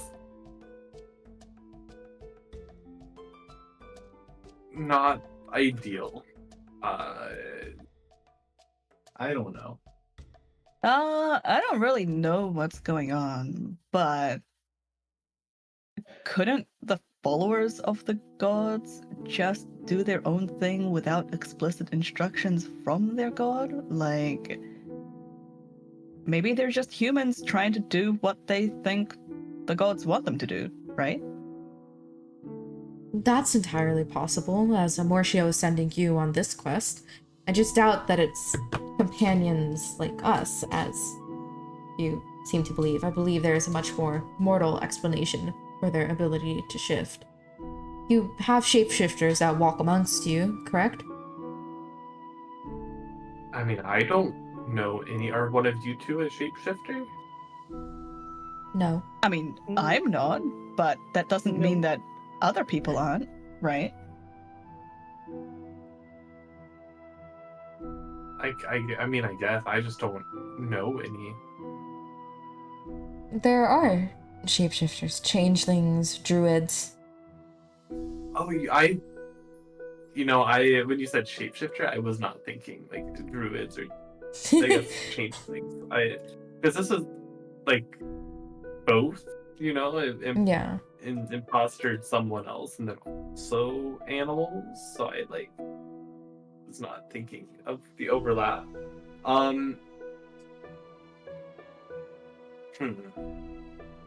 It's possible, yes. There might be someone or who can be both. I don't know. There's only so much we can do to help you, besides providing trials amongst your way. Speaking of which, and there is a huge, loud thumping noise outside that shakes you and the cabin. There's the next trial. We have multiple trials. I thought we already passed the trial. Unfortunately, and he pats Juniper's shoulder, you have not quite cleared the corruption out of this area. And there's still some of it remaining. So, this is a combination of a trial and a first step on your journey. Please, go clear the corrupting influence out of Amortio so that we may guide you. And there's another thump, and you hear like some yelling coming in the direction of the village. Oh no, the village! Drake runs outside.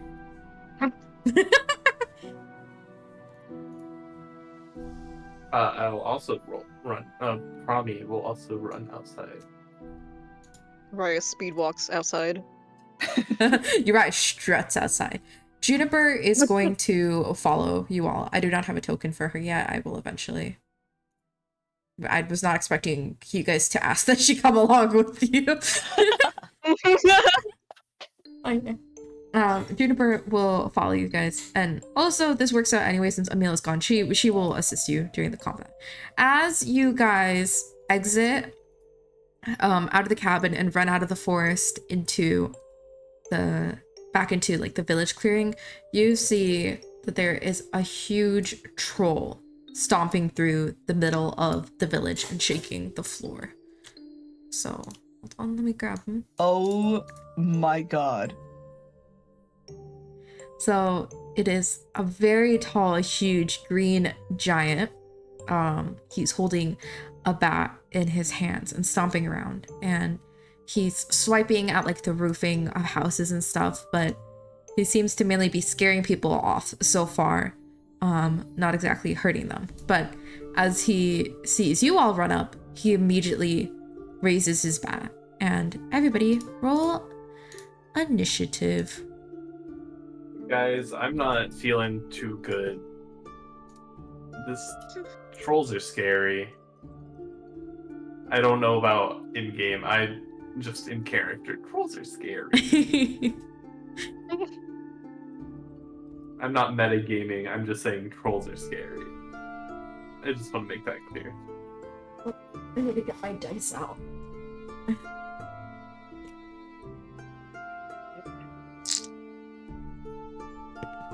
Now chat will get to hear every single time I roll and it hits my desk.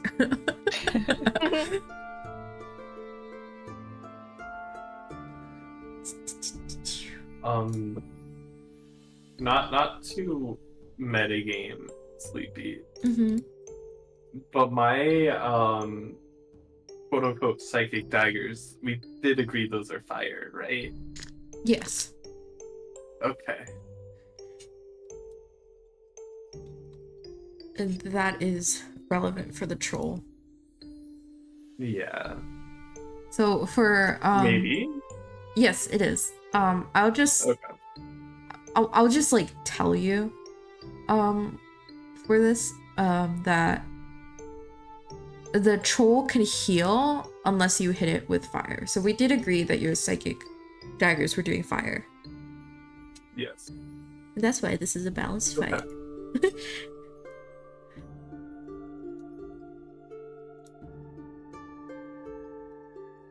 Wait, it's only weak against fire? It's also weak against what acid, but other things I will think hit it. But so. this is like for a specific mechanic. Right. So it's Oh. not weak was maybe a weird word to Yeah. use. It doesn't have like a fire or acid weakness. It's just it can do something unless fire and acid stops it from doing something. Yes. Oh, okay. I see, kind of. Yeah. So it's just I wouldn't worry about it too much. Like it doesn't like mean much, and I feel like Okay. I feel like actually in character prominence might know this, but you guys, Drake and Uriah definitely She will probably not. doesn't. She doesn't. She's not fought. Well, maybe she's monsters, fought a really. troll. Okay. Yeah, I feel Yeah. like a troll. Actually, Emil would know this. He's not here. So you guys don't know. So that was like an out of the character bit that Ani was just confirming with me. Okay. Yeah. Okay. So Does Drake have time before the encounter starts to like see the troll and then like swap to? I'm pretty sure I have like a sword.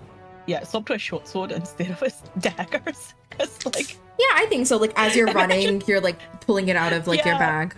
I can't imagine him just running up to a troll with like 2 daggers instead of a sword and a dagger. Yeah, no. As long as you have the sword equipped, it is a free action to change weapon.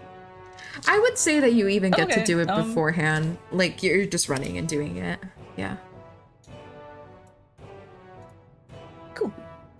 Party 1 token. So I don't have a token for Juniper, but Juniper actually gets to go first. So Okay.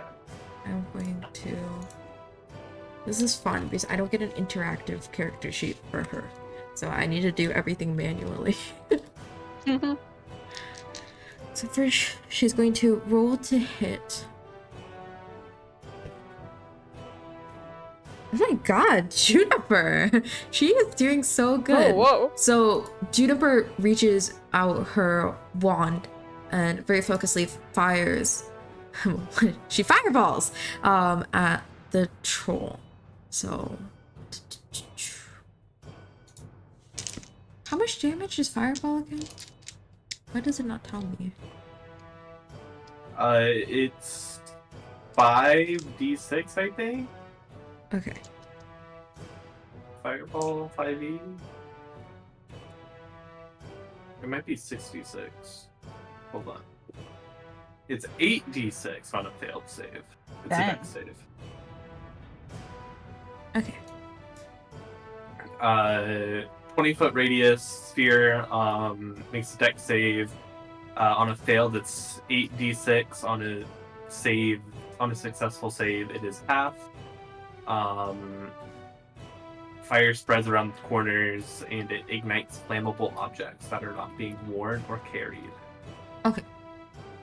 She is going to go ahead and hit the troll in the face with that fireball, and it's going to. Sorry, I started laughing because there was a funny number on the screen for me. Nice. So she hits the troll in the face, and he veers back and yells, and then Juniper sees like the townsfolk like running around in panic. She's like, I'm sorry, I'll do that much, but it's up to you. I gotta take care of everybody else. Good luck. And she's going to run off. But I will say she helped you guys a lot. Okay, let me... Thanks, Juniper. She waves goodbye and she runs off to Ermina to help with the townsfolk. Kind of like just ushering Did, them like, away. Any of the surrounding buildings get caught on fire? Like, it has a radius, right? Yeah, there. I'm assuming she also ran off to try and get to take out the fires. She kind of just instinctively did the fireball, and now she's like, oh shit, oh shit, oh shit. But the townsfolk are like helping too, so I would say the fire's not spreading, so like don't worry about it. And next is Uriah's turn. Then Okay. seriously, you don't have spells. Oh yeah. Is it just my cantrip that I can use? Yeah, you can use your cantrip. You still have things to do, yeah. Yeah. Can I use that as a like damage, but also aim at like the troll's feet, like to stop him from moving? This is a freezing spell. Its speed is going to be reduced by 10 either way, whether or not like you hit its feet. And because the way I'm understanding it's not gonna ice it over, so I'm not gonna say it would like hold it in place, but it would like slow it down. Okay. So I hit my slash DC first, Yes. and then damage.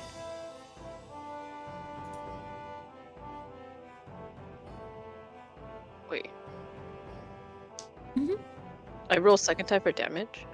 So let me make sure that Yes. hit. Yeah, that hit. So now you can roll your damage.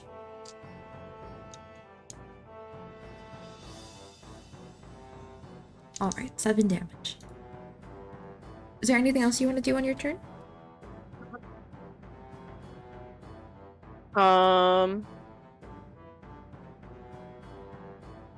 You can't summon a chair anymore. No, you use your action. Okay. Okay, never mind. That's it.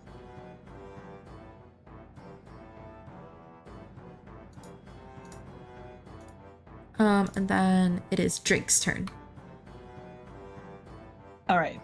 Let me just let's see how far this is. Wait, this is 15, and then okay. And Drake is doing his usual useless thing, and he's gonna try to sneak around the troll. Oh gosh. Yeah. It's like lift click. Oh, here we go. Response to that. Really good response, Sleepy. Oh gosh. That's 15. Okay, I end up like peeking over here. Juniper's like there and she's putting out the fire and she's like looking at you really confused. She's like, hi. I'm just like ducking behind the house. I can like dash as a bonus action, right? You have Unless you cannot. If you're a yeah, rogue, you do not.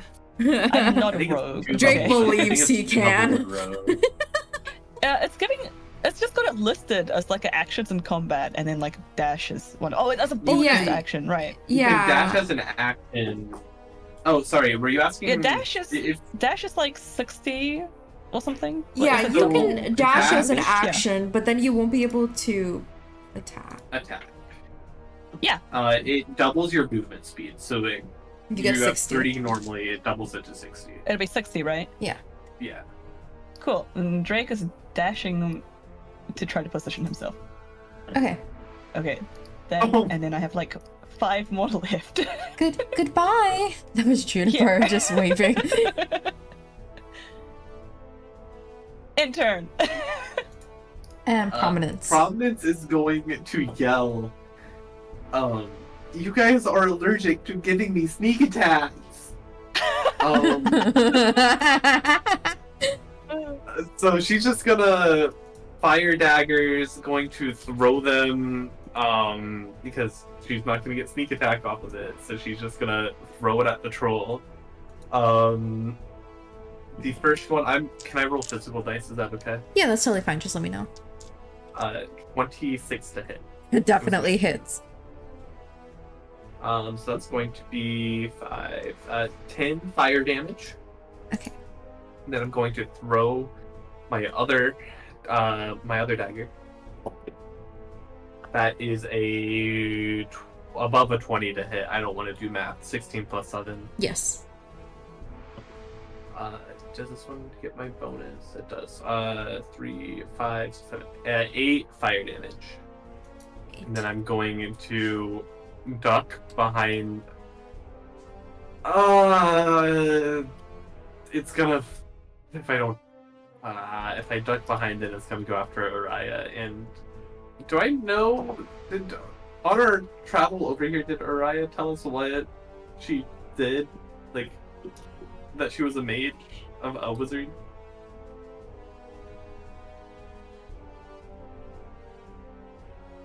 It's up to Nemu. I'm going to assume, since we haven't had that conversation, that I wouldn't know, so I don't know she's very squishy, so I'm going to hide. Okay. We also rode for like a day together. I feel like it'd be kind of obvious that Nimu like isn't a physical fighter, right? I mean, look at her. I guess it'd be obvious that she But isn't. also, Emil's a Fine. physical fighter and you wouldn't be able to tell. Mm. So, I will yell for Drake to help, but I'll stay there against my better judgment. What does it look like I'm doing? I'm running away. I'm coming up from behind. I'm being very That's- sneaky, he says, yelling past the troll. How far are you? 5, 10, 15. I will run up to the troll, actually. Can I... it doesn't change any of the rolls or damage. Can I just say I didn't throw the daggers, I was that's fine. just attacking? Okay. I'll just be in melee for it so it doesn't run. Okay. And I'll end. So now it is the troll's turn, and because Prominence is right in front of he. Why is one of the options bite? I'm gonna say that instead he's like trying to bash you with the bat that he has. So does This is crumble. a 19 hit? Yeah.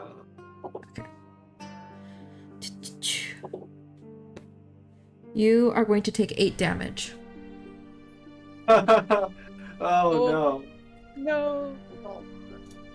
And then because it heard Drake yelling. No. It's fine. It's fine. I'm fine. Keep attacking me. It's fine. No, No, this no, is no. great. This isn't like a DM like thing. It's like he's a troll. He's not that like smart to like focus on the person in front of him. Like, he heard someone yelling and now he's like, more food? So he's gonna go over to where he heard like yelling because he's like, I hit that one. Time for Hi. this one.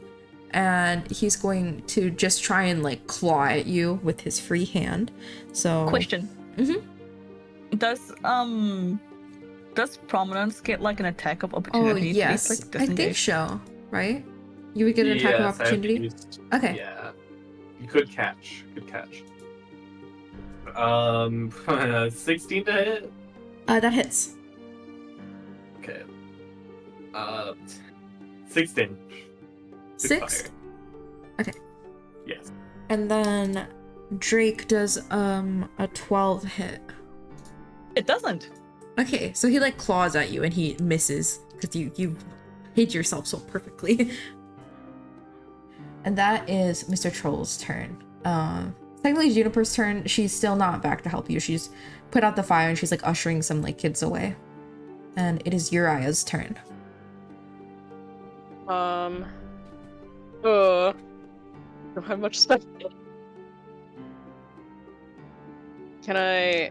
Maybe I'll just get out of the way. Can I summon like a rope hook and then get on top of one of the roofs? Like you want to conjure like Yeah. like a rope and hook. Yeah. So I think she has some dexterity. So I'm pausing to think because it's supposed to not be bigger than 3 feet, but I feel like that's fine. It can't be. Like what are you using as that's like smaller than the minor she's using minor conjuration. Okay. But I feel like that's fine. Like these are not like big houses. You can do that. So you're just on top of the roof. Yeah, I get off on the roof here. Okay. Is that your turn? Is that the only action I can take? You can You have take a bonus action. Oh, okay. Your only bonus action is 2 weapon fighting. So yeah, that is all you can do. Oh, okay. That's all I can do. So next is Drake's turn. Well, now the troll's conveniently here, so I guess he hits it. And Drake swings the short sword. 15 hits. All right. Okay, 11. And bonus action. Dagger is in my offhand. It was the same thing to hit, right? Yeah. Yeah. It's just the damage that doesn't have the +5 on it. Right. So that hits.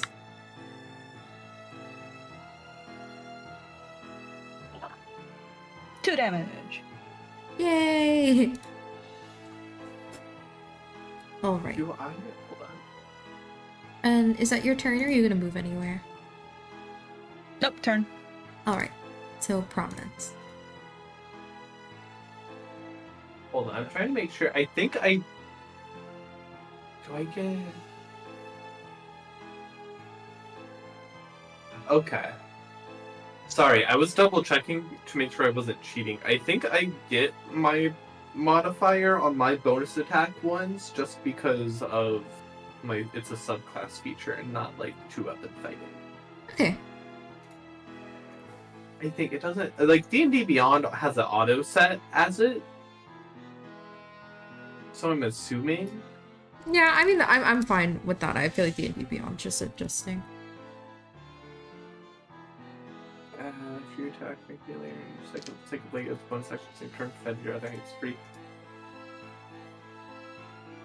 Yeah, because it doesn't say anything about the modifier on the second one, but it specifies the like damage or the damage die of it. Mm-hmm. And it's the same like the button. Yeah, I'm gonna assume it is. It's right. So I'm going to run up. I was here. Sure. Can I like get here? Yeah. I'm gonna get there, and I'm going to attack the troll with the blades again. 16 plus 7 is 23. Okay. That hits. And then I have sneak attack now. Finally. How much is my sneak attack? Sleepy, do you know how much my sneak attack is? It's 2d6. Yeah. So it's, you want sneak attack separate or all at the same time? Either way is fine. You can tell me it together. Okay, so that's 10, 18 fire damage. Okay. And then I attack my second time. 11 to hit. It does not hit. Okay, that's my turn. Okay, the troll now, because Prominence ran up, is going to attack Prominence, and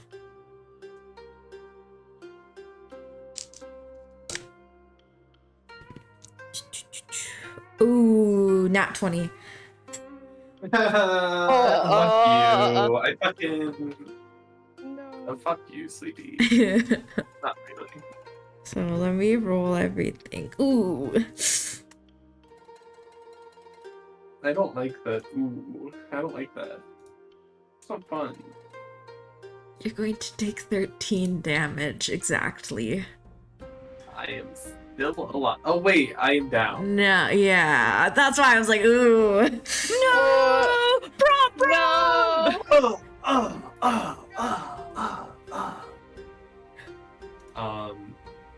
She's gonna like, do you know like the Street Fighter like uppercut into like the multiple frames? Yeah. That's the yeah. So she's down. Okay. So next. Oh wait, no, the troll still gets to go. Fuck. Okay. The troll then saying it's knocked Prominence down is going to turn around and look at Drake, and does an 18 hit? It does. Okay. So it's going to do, oh dear, going to do 11 damage.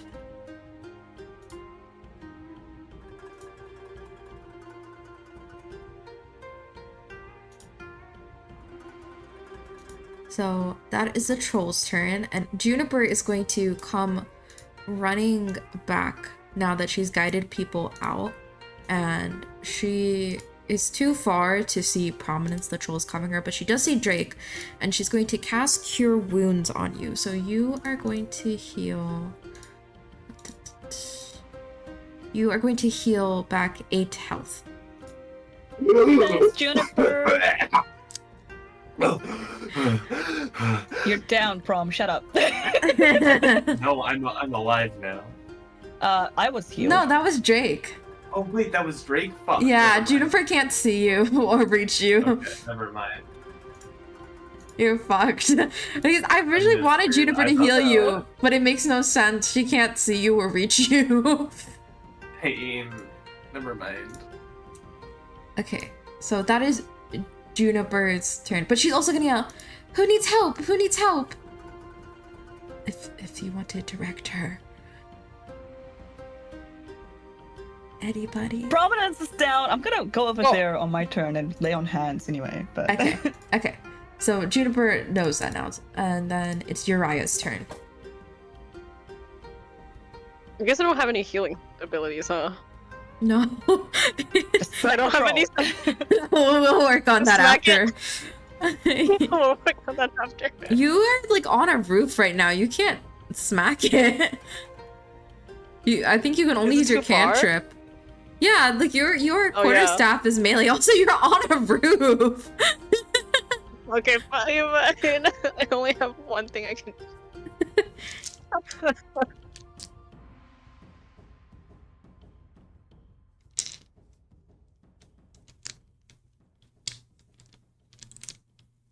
She does her spell, and then she shoots her head Oh. because she feels useless. That does not. Oh, Aww. rip. Oh, All right. Do you move or anything? Can I get? I guess I could get closer. Can I get to the next roof? Do you need to get closer though? I mean, I guess I don't the have troll is to. 'Cause I within don't. reach, right? I also don't know how you. Yeah. The next roof is like 20 feet away from you, so you can't like jump to it. Can I? Because then, do I still have my rope and hook, or is that limited time? No, thing? no. It would not be. It couldn't reach that far. Okay, I guess I'll stay here and watch on. Sadly. Okay. Then Drake. I'm coming, Prominence! Drake does not disengage. Comes over here. as long Oh, as you dear. don't leave the melee of the troll. Yeah, it you're does still in not- melee, so you don't get an Oh, is it? opportunity attack. Okay, yeah, cool. you're fine. Okay, Prominence, hang in there! I perform lay on hands for do I know roughly Prominence's like max HP? You know Probably not. that she's not that. She doesn't have a lot. I'm just gonna heal her for all I got. She Aw. gets 15 HP. How much? 15. 15? That's amazing. Thank you. Prominence wakes Like, up to coughing Drake up- laying hands on her. And She's like coughing up neon, like pink blood. pink, cool.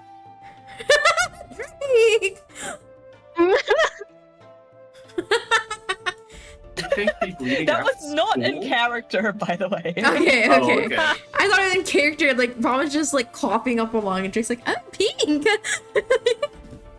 Okay, is that your turn? Yep. Alright.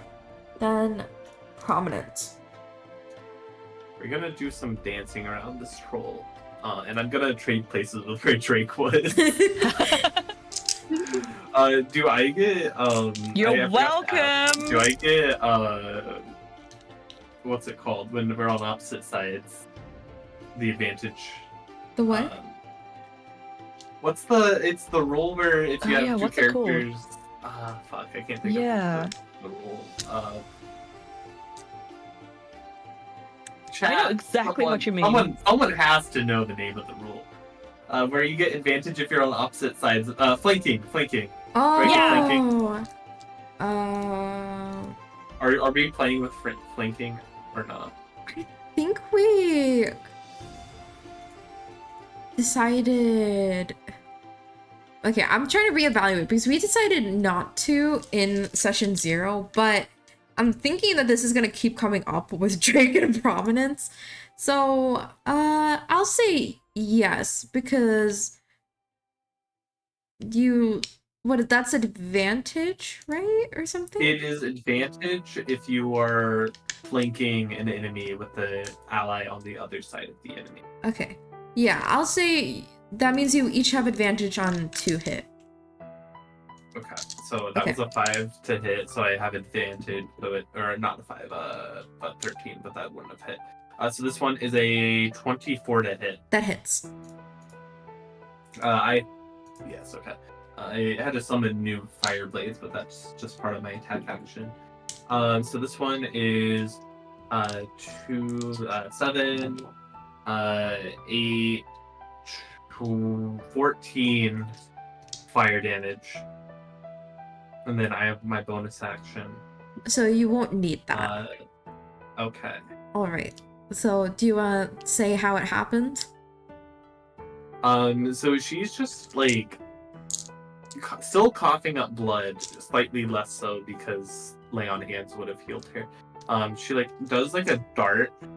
She darts. How tall is the troll? Like, is it like crouched over itself? Is it like standing up straight up? Because it's injured and trying to hit you, it's probably like a crouch down a bit.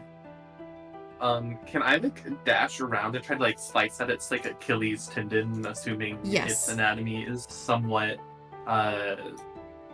Humanoid. humanoid? Yeah, you can do that.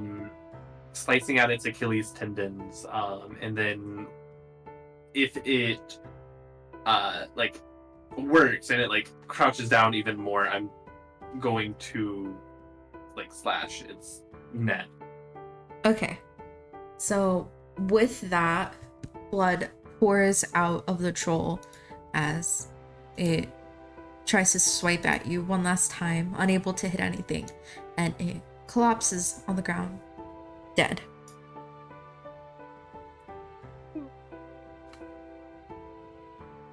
We And- really need to reevaluate our fighting style, so that What do you mean? That was awesome!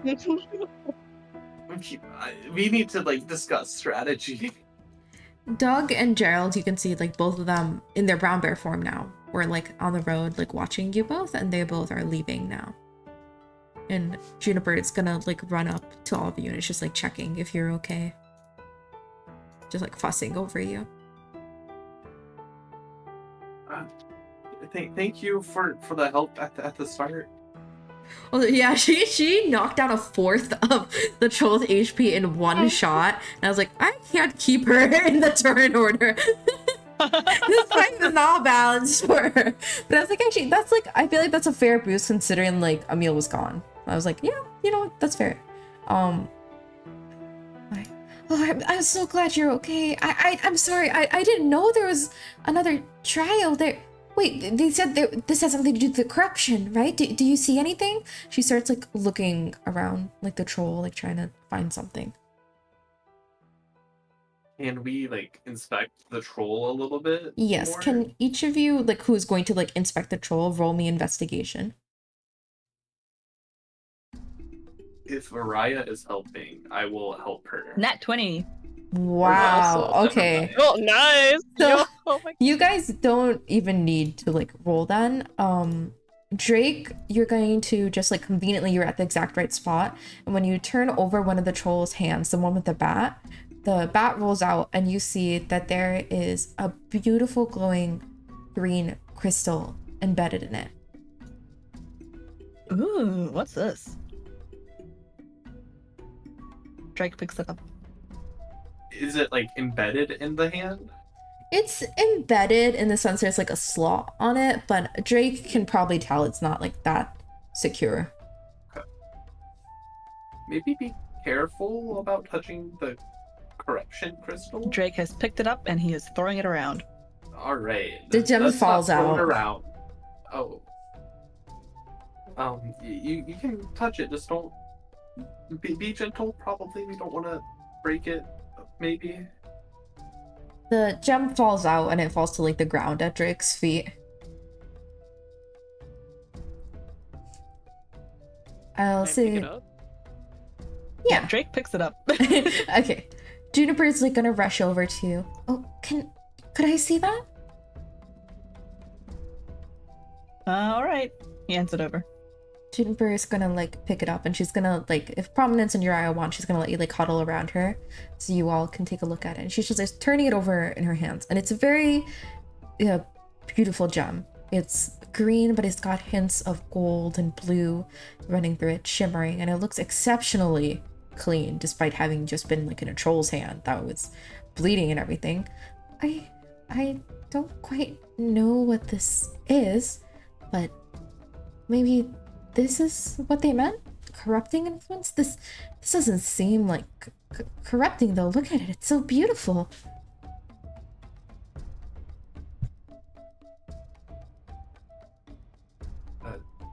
Can we look at it to see like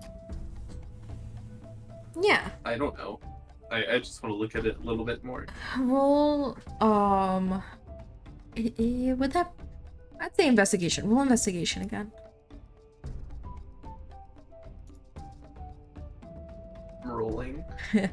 Uriah's just like, oh, pretty gem. Providence is like, oh, pretty gem.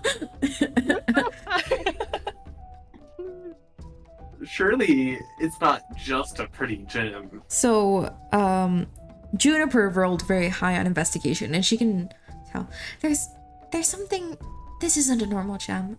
I've never seen something like this, and I feel it almost a humming. Like there's something in it, like something magical. I'm gonna have her roll Arcana. She also rolled high. I think this must be it. I know. I'm so familiar. This is just like Amortio's divine energy. It feels so similar, so warm, so comforting. But I don't understand how this could possibly be a corrupting influence. Maybe we should crack it open and find out. Juniper like gasps like you shot her. But Yeah. oh my, but it's, I mean, if it's Amortio's divine energy, I don't. Oh well, you all Don't should think we decide should what to do. destroy. I really don't think we should destroy the thing called the corrupting crystal. All right. What else are we gonna do with it then?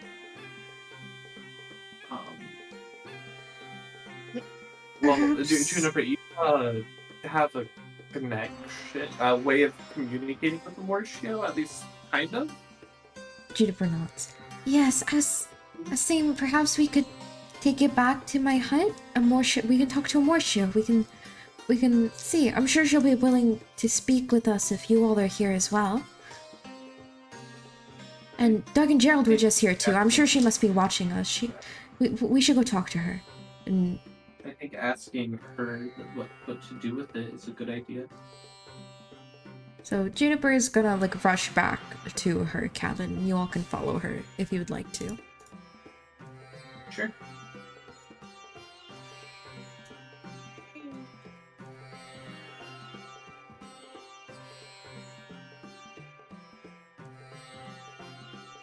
So Juniper's like gonna rush ahead of you, and she's at the workbench. She very carefully sets down the gem, and she pauses as she's waiting for you guys to catch up. It's clear she wants to make sure you all are present. And waiting for her is her hawk, and she stretches her arm out, and he perches on her arm. She turns. This is Grove. I'm sorry we couldn't have a proper introduction with him before. He's my familiar. Grove? Grove, Grove, like the type Oh, a of grove. Yeah, Grove. I'm good at speaking. Grove? Yeah, Grove. Hey, Grove. Nice to meet you. Grove like holds out a wing to you. I shake the wing. Grove puffs his chest out happily. I give Grove a Great. little pat on the head. Grove like nuzzles his head into it. Oh. Juniper smiles at that and like sets Grove back, who settles onto a perch that's by the workbench. All right, let's see. Okay, and she pulls out a chair and she sits down and she starts praying. And she's just gonna be like praying for a few minutes, like with her eyes closed. So if you guys like want to do anything else, or you can just wait for her. Can I look around to see if I see a mouse or a fruit fly or Just an animal. An animal that isn't Grove? Yeah. Why don't you roll investigation?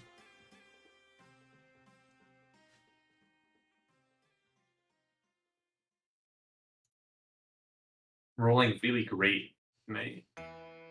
Yeah, you only see Grove.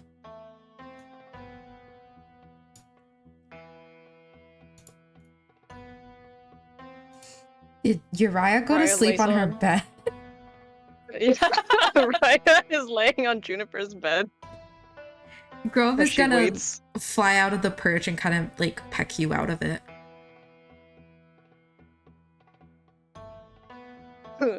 And then she gets up. Does she take damage? And then comes back.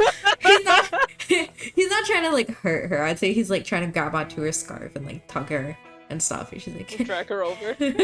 yeah. So after a few minutes, Juniper looks up at you all.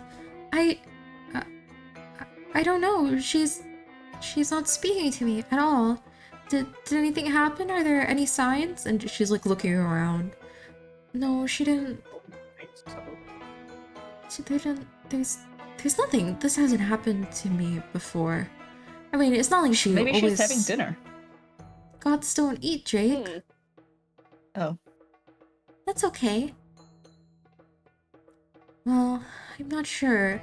Usually, even if she doesn't commune with me directly, I mean, obviously that's like far and few between. She's quite busy, but I always feel her energy, her warm embrace, her loving presence. But I don't feel anything when I'm praying now. I wonder if it's... She looks down at the gem and is quiet. Wait, was she holding the gem the whole time while praying? No, the gem was on the workbench in front of her. Ah. And she's praying in front of the workbench. Yeah. Are the bears Okay. outside? Is that in character? The bear's left, right? Yeah, the bears left. You saw the bears, like, leave. I wasn't sure if they had came back or not. If you look, like, you don't see them. If we take the gem away from, like, if we like Yeah. move the gem away, Yeah, you guys can try to do that, and Juniper will try to pray again. But, like, she'll still look back at you after a few minutes. There's nothing. I don't know what's... I don't know what's happening. Maybe we should destroy this gem. Drake, do you wanna? Are you the best at smashing things? Or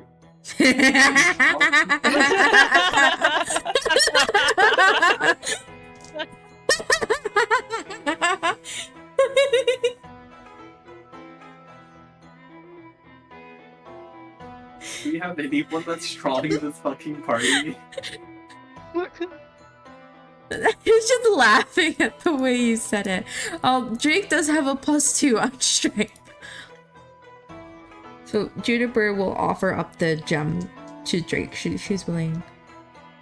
But she's gonna pause and be like, oh, maybe outside. Maybe not in my cabin. That's Yeah, a great outside's a good idea. You never get the dust out. It's like glitter. Well, I don't want to smash it. I just want to crack it open like an egg. Or a diamond or something, you know? Yeah. So do you want to do that in the cabin or outside? Let's go Well, it out. sounds like Juniper would very much like us to go outside. Yeah. Okay, so you guys can head outside. I'm not gonna open the map because I'm gonna say it's like right outside the cabin area.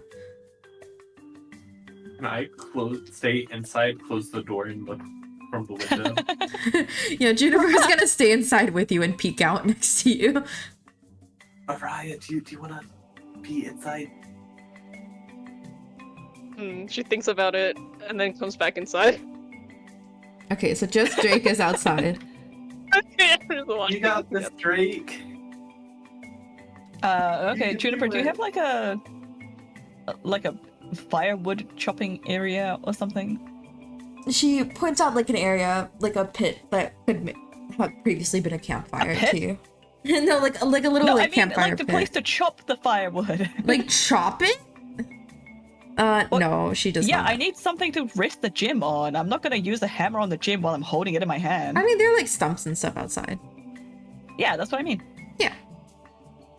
Yeah, okay. I rest the gym on a stump, and I have a hammer in my inventory, so I'll use that. And I kind of gingerly tap the gym a bit with the hammer. It vibrates and you feel its magical energy. Oh, I hit it harder. Are you trying to break it now? I'm just kind of seeing what will happen. Alright. It, like... It's, like, flat, so it's not gonna, like, fall or anything, but like the harder you hit it, the more like it like vibrates and the more magical energy you feel. I bring the hammer down with all of my strength. Which is the let's do dice roll. For strength, right? Yeah. Aw. Look, I'm a little tired, okay? You just feel like kickback of a lot of energy, but it does not break yet. Guys, I think we should take this to a jeweler or something. Unless anybody else wants to give it a shot.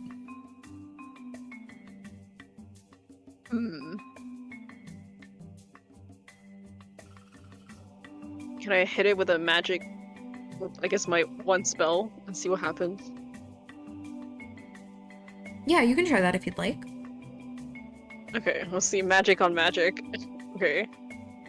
Raya leaves the cabinet, steps a good distance away, and then... Okay, I guess I have to roll for it. Mm-hmm. Yeah, roll your to hit. Okay. Okay. 22 hits. And is Drake still in front of the gem? Yeah, Drake is still stupidly just standing there. Alright, Oh. as Uriah blasts the gem. Drake, you... Oh dear. Can I shout, move? I don't think you have time I mean, to you react. did it before you threw the spell at it, so... Can you roll me a d6, Syl? Oh, I forgot the backslash.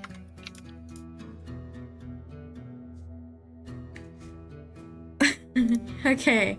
I'm gonna DM you something and it's up to you, like message you, and it's up to you like how you act or what you want to share like after it. But Okay. I will say, like, as a gem shatters, you feel like basically like almost Oh, like the gem fresh air shatters? wind. Yeah, it shatters.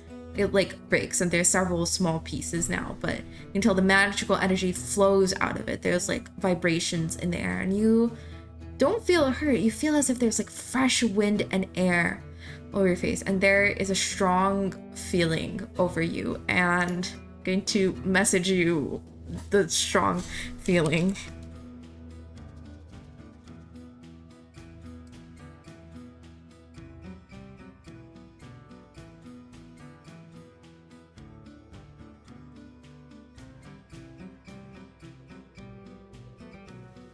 Okay.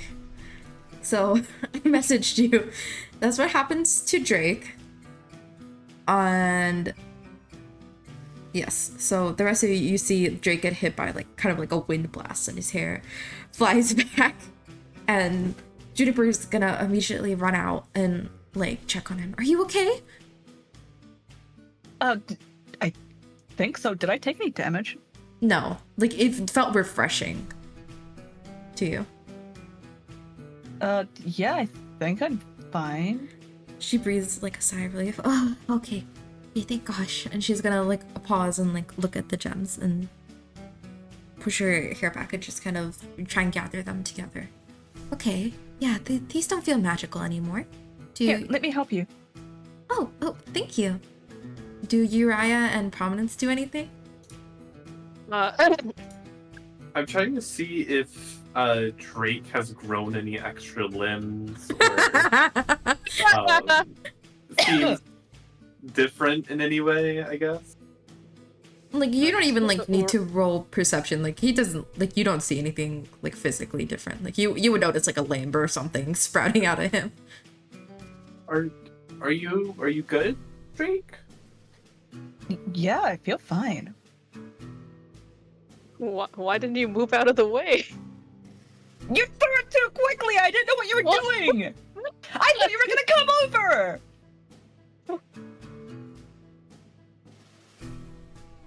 Huh.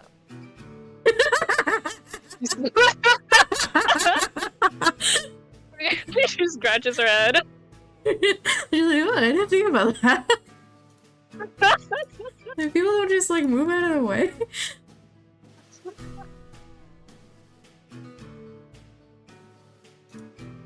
Well, I'm glad you're fine. It's a good thing you're fine. Juniper, can you try commuting again? Juniper nods, and she's gonna like give all like the gems to Drake since he's helping and run back into the cabin. And if you guys follow her and you see she's back at her workshop, like praying intently. It's gonna take her a few minutes though if you want to do anything else or talk.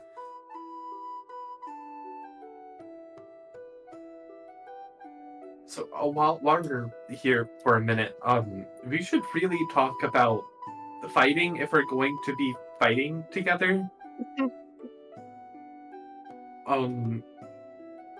Jake, I don't know much about you. You seem like you have to be next to something to hurt them, right? You're a fighter. I mean, yeah, I swing swords and daggers and stuff. Okay, so when you're next to an enemy, I'm so attacking the same enemy, you give me like an opening to do like more damage. So you need to come with me when I dash off. I need you not to dash off.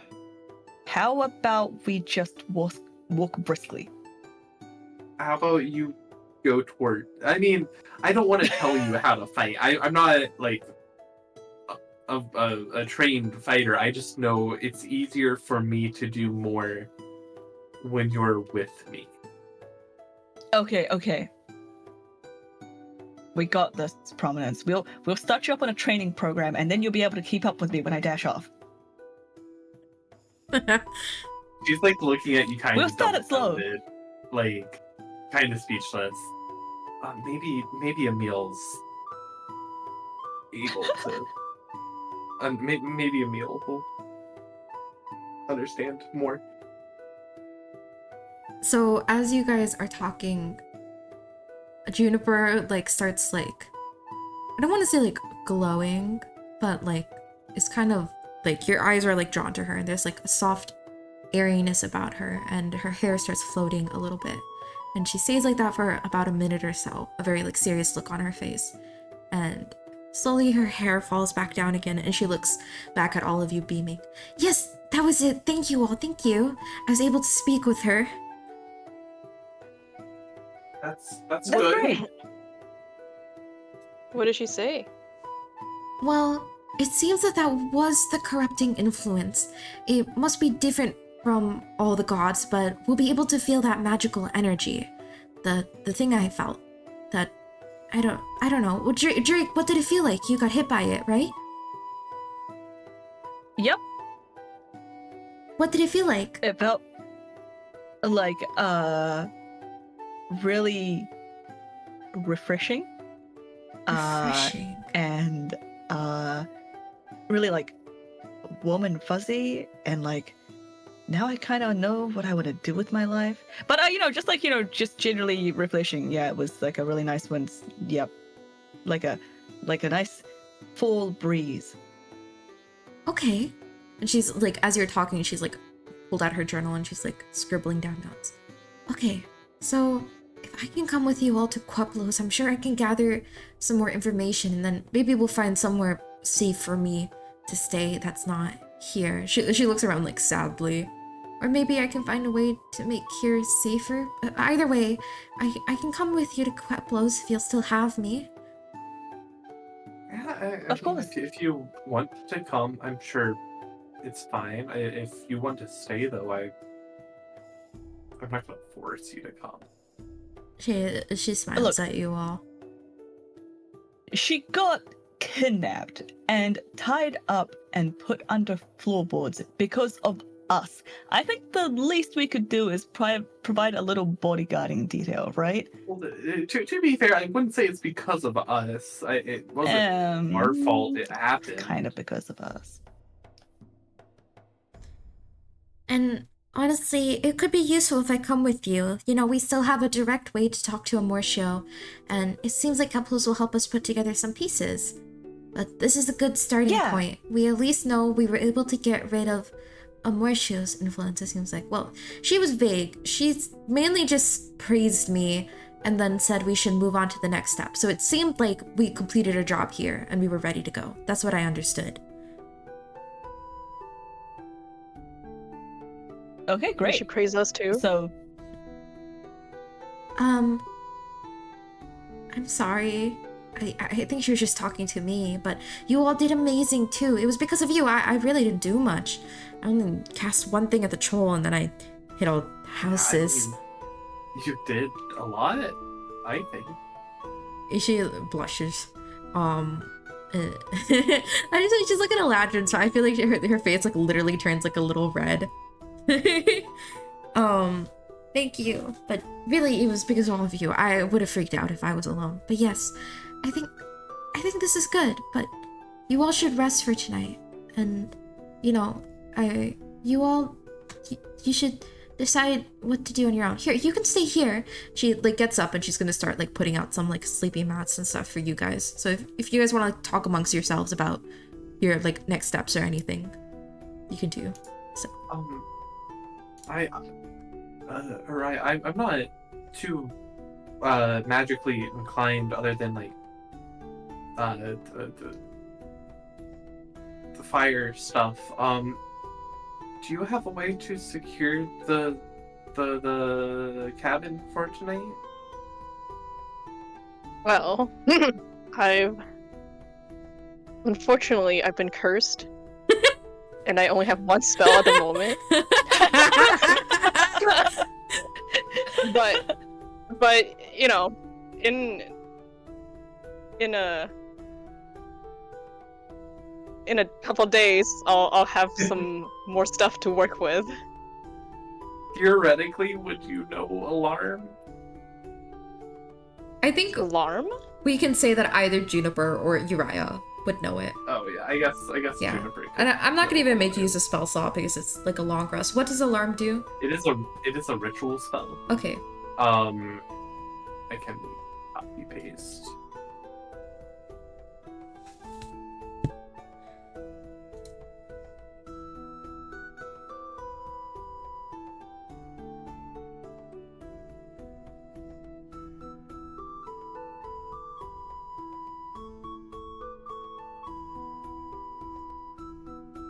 Oh, excuse me. Oh, okay. Duration 8 hours. Hit alarm against unwanted intrusion. Okay, so if it's a 20-foot cube and you choose like a door, that's gonna cover the windows as well. Okay.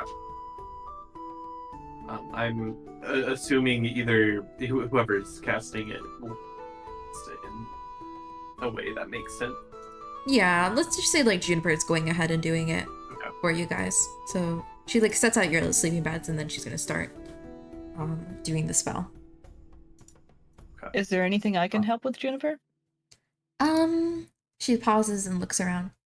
Maybe you could get some food ready? She gestures towards like the little like kitchen area she has. You all should eat to rest up. Sure thing. Okay, thank you. Drake does not know how to cook. It's gonna be great. There's like, you see there's like a little pot of like perpetually bubbling like soup, and then like some bread and butter and just like very basic things. So actually you won't like have to cook much. It seems like she's fairly prepared. Drake As a throws in a meal? handful of the first thing he sees. Oh god. So Jake just shoved a handful of salt into the soup that was already seasoned and ready. Okay. Is Emil caught up with us yet, or is Oh, yeah. he? Emil's gonna like knock on the door and Juniper's gonna let him in. And he's gonna be like, "Hi guys, there's a really nice lady who fed me muffins along the way. Oh man, are those sleeping bags? Oh great!" And then he's gonna walk for the sleeping bags and go to sleep.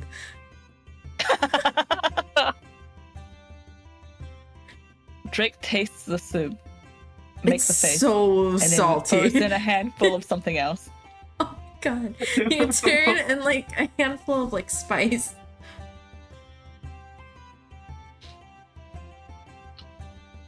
Mariah comes over and then pushes Drake away from the pot. Hey, Like, I have under control. Uh, I think it's time for you to rest. so Juniper finishes her alarm spell and she comes back, serves everybody the soup, which is too spicy and too salty, but Juniper chokes it down very politely. Drake beams at Juniper. Jake, did you make some adjustments to this? Yeah, isn't it great? She pats your arm and does not respond, but she's smiling at you. I think she liked it. All right. Is there anything else you guys want to do before you like rest for the night? I'd like to. We don't have to do this Mhm. today because I understand it is like 8 minutes till the end of the session. But I would either now or at the beginning of next session talk to Araya because I don't know anything about Araya, Okay. and I feel like we might have talked at least a little bit on the way over here, but Yeah, I mean, we Yeah, have I time also to need do to that figure out now. my spells. We have time to like I at don't least have do any- the description stuff now. If Uriah wants to like share some of her background or anything. Okay, I'm just gonna say I'm under this random curse right now. That's what I have going on. She met a some random reason. wizard. Yeah, and then I just got cursed for no reason, and now I can't use my spells.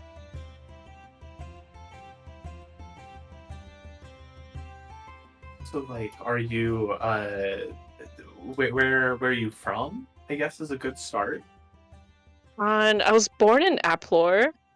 I spent a lot of time exploring on my own, and I'm particularly interested in uncovering artifacts and histories related to the gods. I've also spent some time studying in Osmia. Is that how you pronounce it? Sorry, I Yeah, muted and myself then- on accident. Yes. Oh, it's okay. Yeah. And I usually spend a lot of my times at libraries.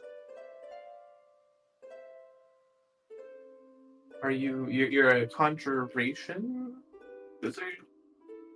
Yes, I specialize in conjuration, and so I have the tools to explore. Interesting. And you? Oh, I here there. Grew up kind of far from here. When I was I can't remember. Let me look at my backstory. I think I was like. Did I write down an age? An age for what? When she showed up in like Apple, probably I thought it was around like 15 or 16. I moved or by myself up to Appler. Doing this and that. What's this or that? For a little bit, I was a performer. Mhm. That didn't really work out, so I started giving tours. I make a pretty good tour guide of Appler. Oh. And when that didn't pay, a little petty theft here and there didn't hurt no one as long as you're taking from people that wouldn't mind it. Mhm. Interesting. There's a lot of noble houses that make more money than they would ever know how to spend. Looking at she's looking at Drake when she's saying that. So Drake is choking down his soup.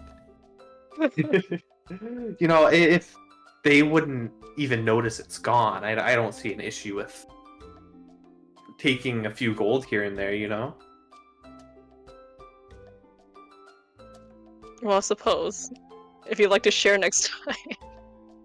I mean, I haven't done it since we've been like here. I've only known you guys like a few days, but like I've not stolen anything. I don't steal often. It's just like if I have to, you know. Mm-hmm. Irai nods, and she also uses the soup as a sauce rather than drinking it with the bread. Oh, smart. Oh. Drake sees her doing this and attempts to copy it. He ends up with the soup all over his lap. Juniper is gonna immediately like get you some napkins so you can dab away. But she's not gonna help you because it's Oh, on your Juniper's lap, so and that would be a little. Yeah. She's gonna hand them to you.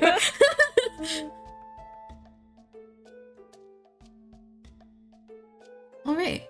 So, if that's all for tonight, then you all are going to be able to take a long rest, and you sleep the night away peacefully. And when we start next session, it will be the next morning. Surely we level up, right? Right? Yeah. That always works. No. Trying to How remember. often are we supposed to level up? So I do milestone, not EXP, but you already have fought very. Yeah, you can level up. I mean, if you guys, it worked. It worked. Huh? That's not supposed to work. It usually doesn't work. No, the reason it worked is because I was debating it already, especially because if you're taking Juniper along with you, she's higher level, so you might as well level up because I'm gonna balance the fights harder anyway. So yeah, you all get to level I up. have to figure out what I'm. I gotta figure out what I'm gonna do for level up. All right. Thank you everybody for playing. Thank you everybody for watching. Thank you, Sleepy. Thank you. We are going to raid Greya. I'm pretty sure his last name is Knight, but I say goodnight. We're raiding Greya Goodnight, who's playing Path of Exile. Thank you all so much for joining today. I hope you all had a fun time listening in. Thank you, Monday. There are the raid and sub-raid messages. You can all like to use them to say hi to Greya in his chat. That would be pretty pog. I will be back next Saturday with D&D with party. Oh, no, actually. We are taking a break from D&D for 2 weeks because I'm going to be out of town. And I'm going to see Nemu in a couple weeks. Yay! So the next D&D session will actually be on the 31st. So we're skipping a couple weeks and then we will be back. Yeah, so I will see you all then. That is a session with party 2. Yeah, so we can continue our alternation. But thank you all so much for watching. Thank you guys for playing. I hope you guys have a good night. Good night. Good night, everyone. Happy time zone. Happy time zone. Bye, everybody. Bye.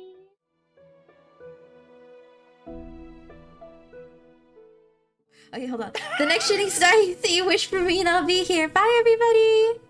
Bye.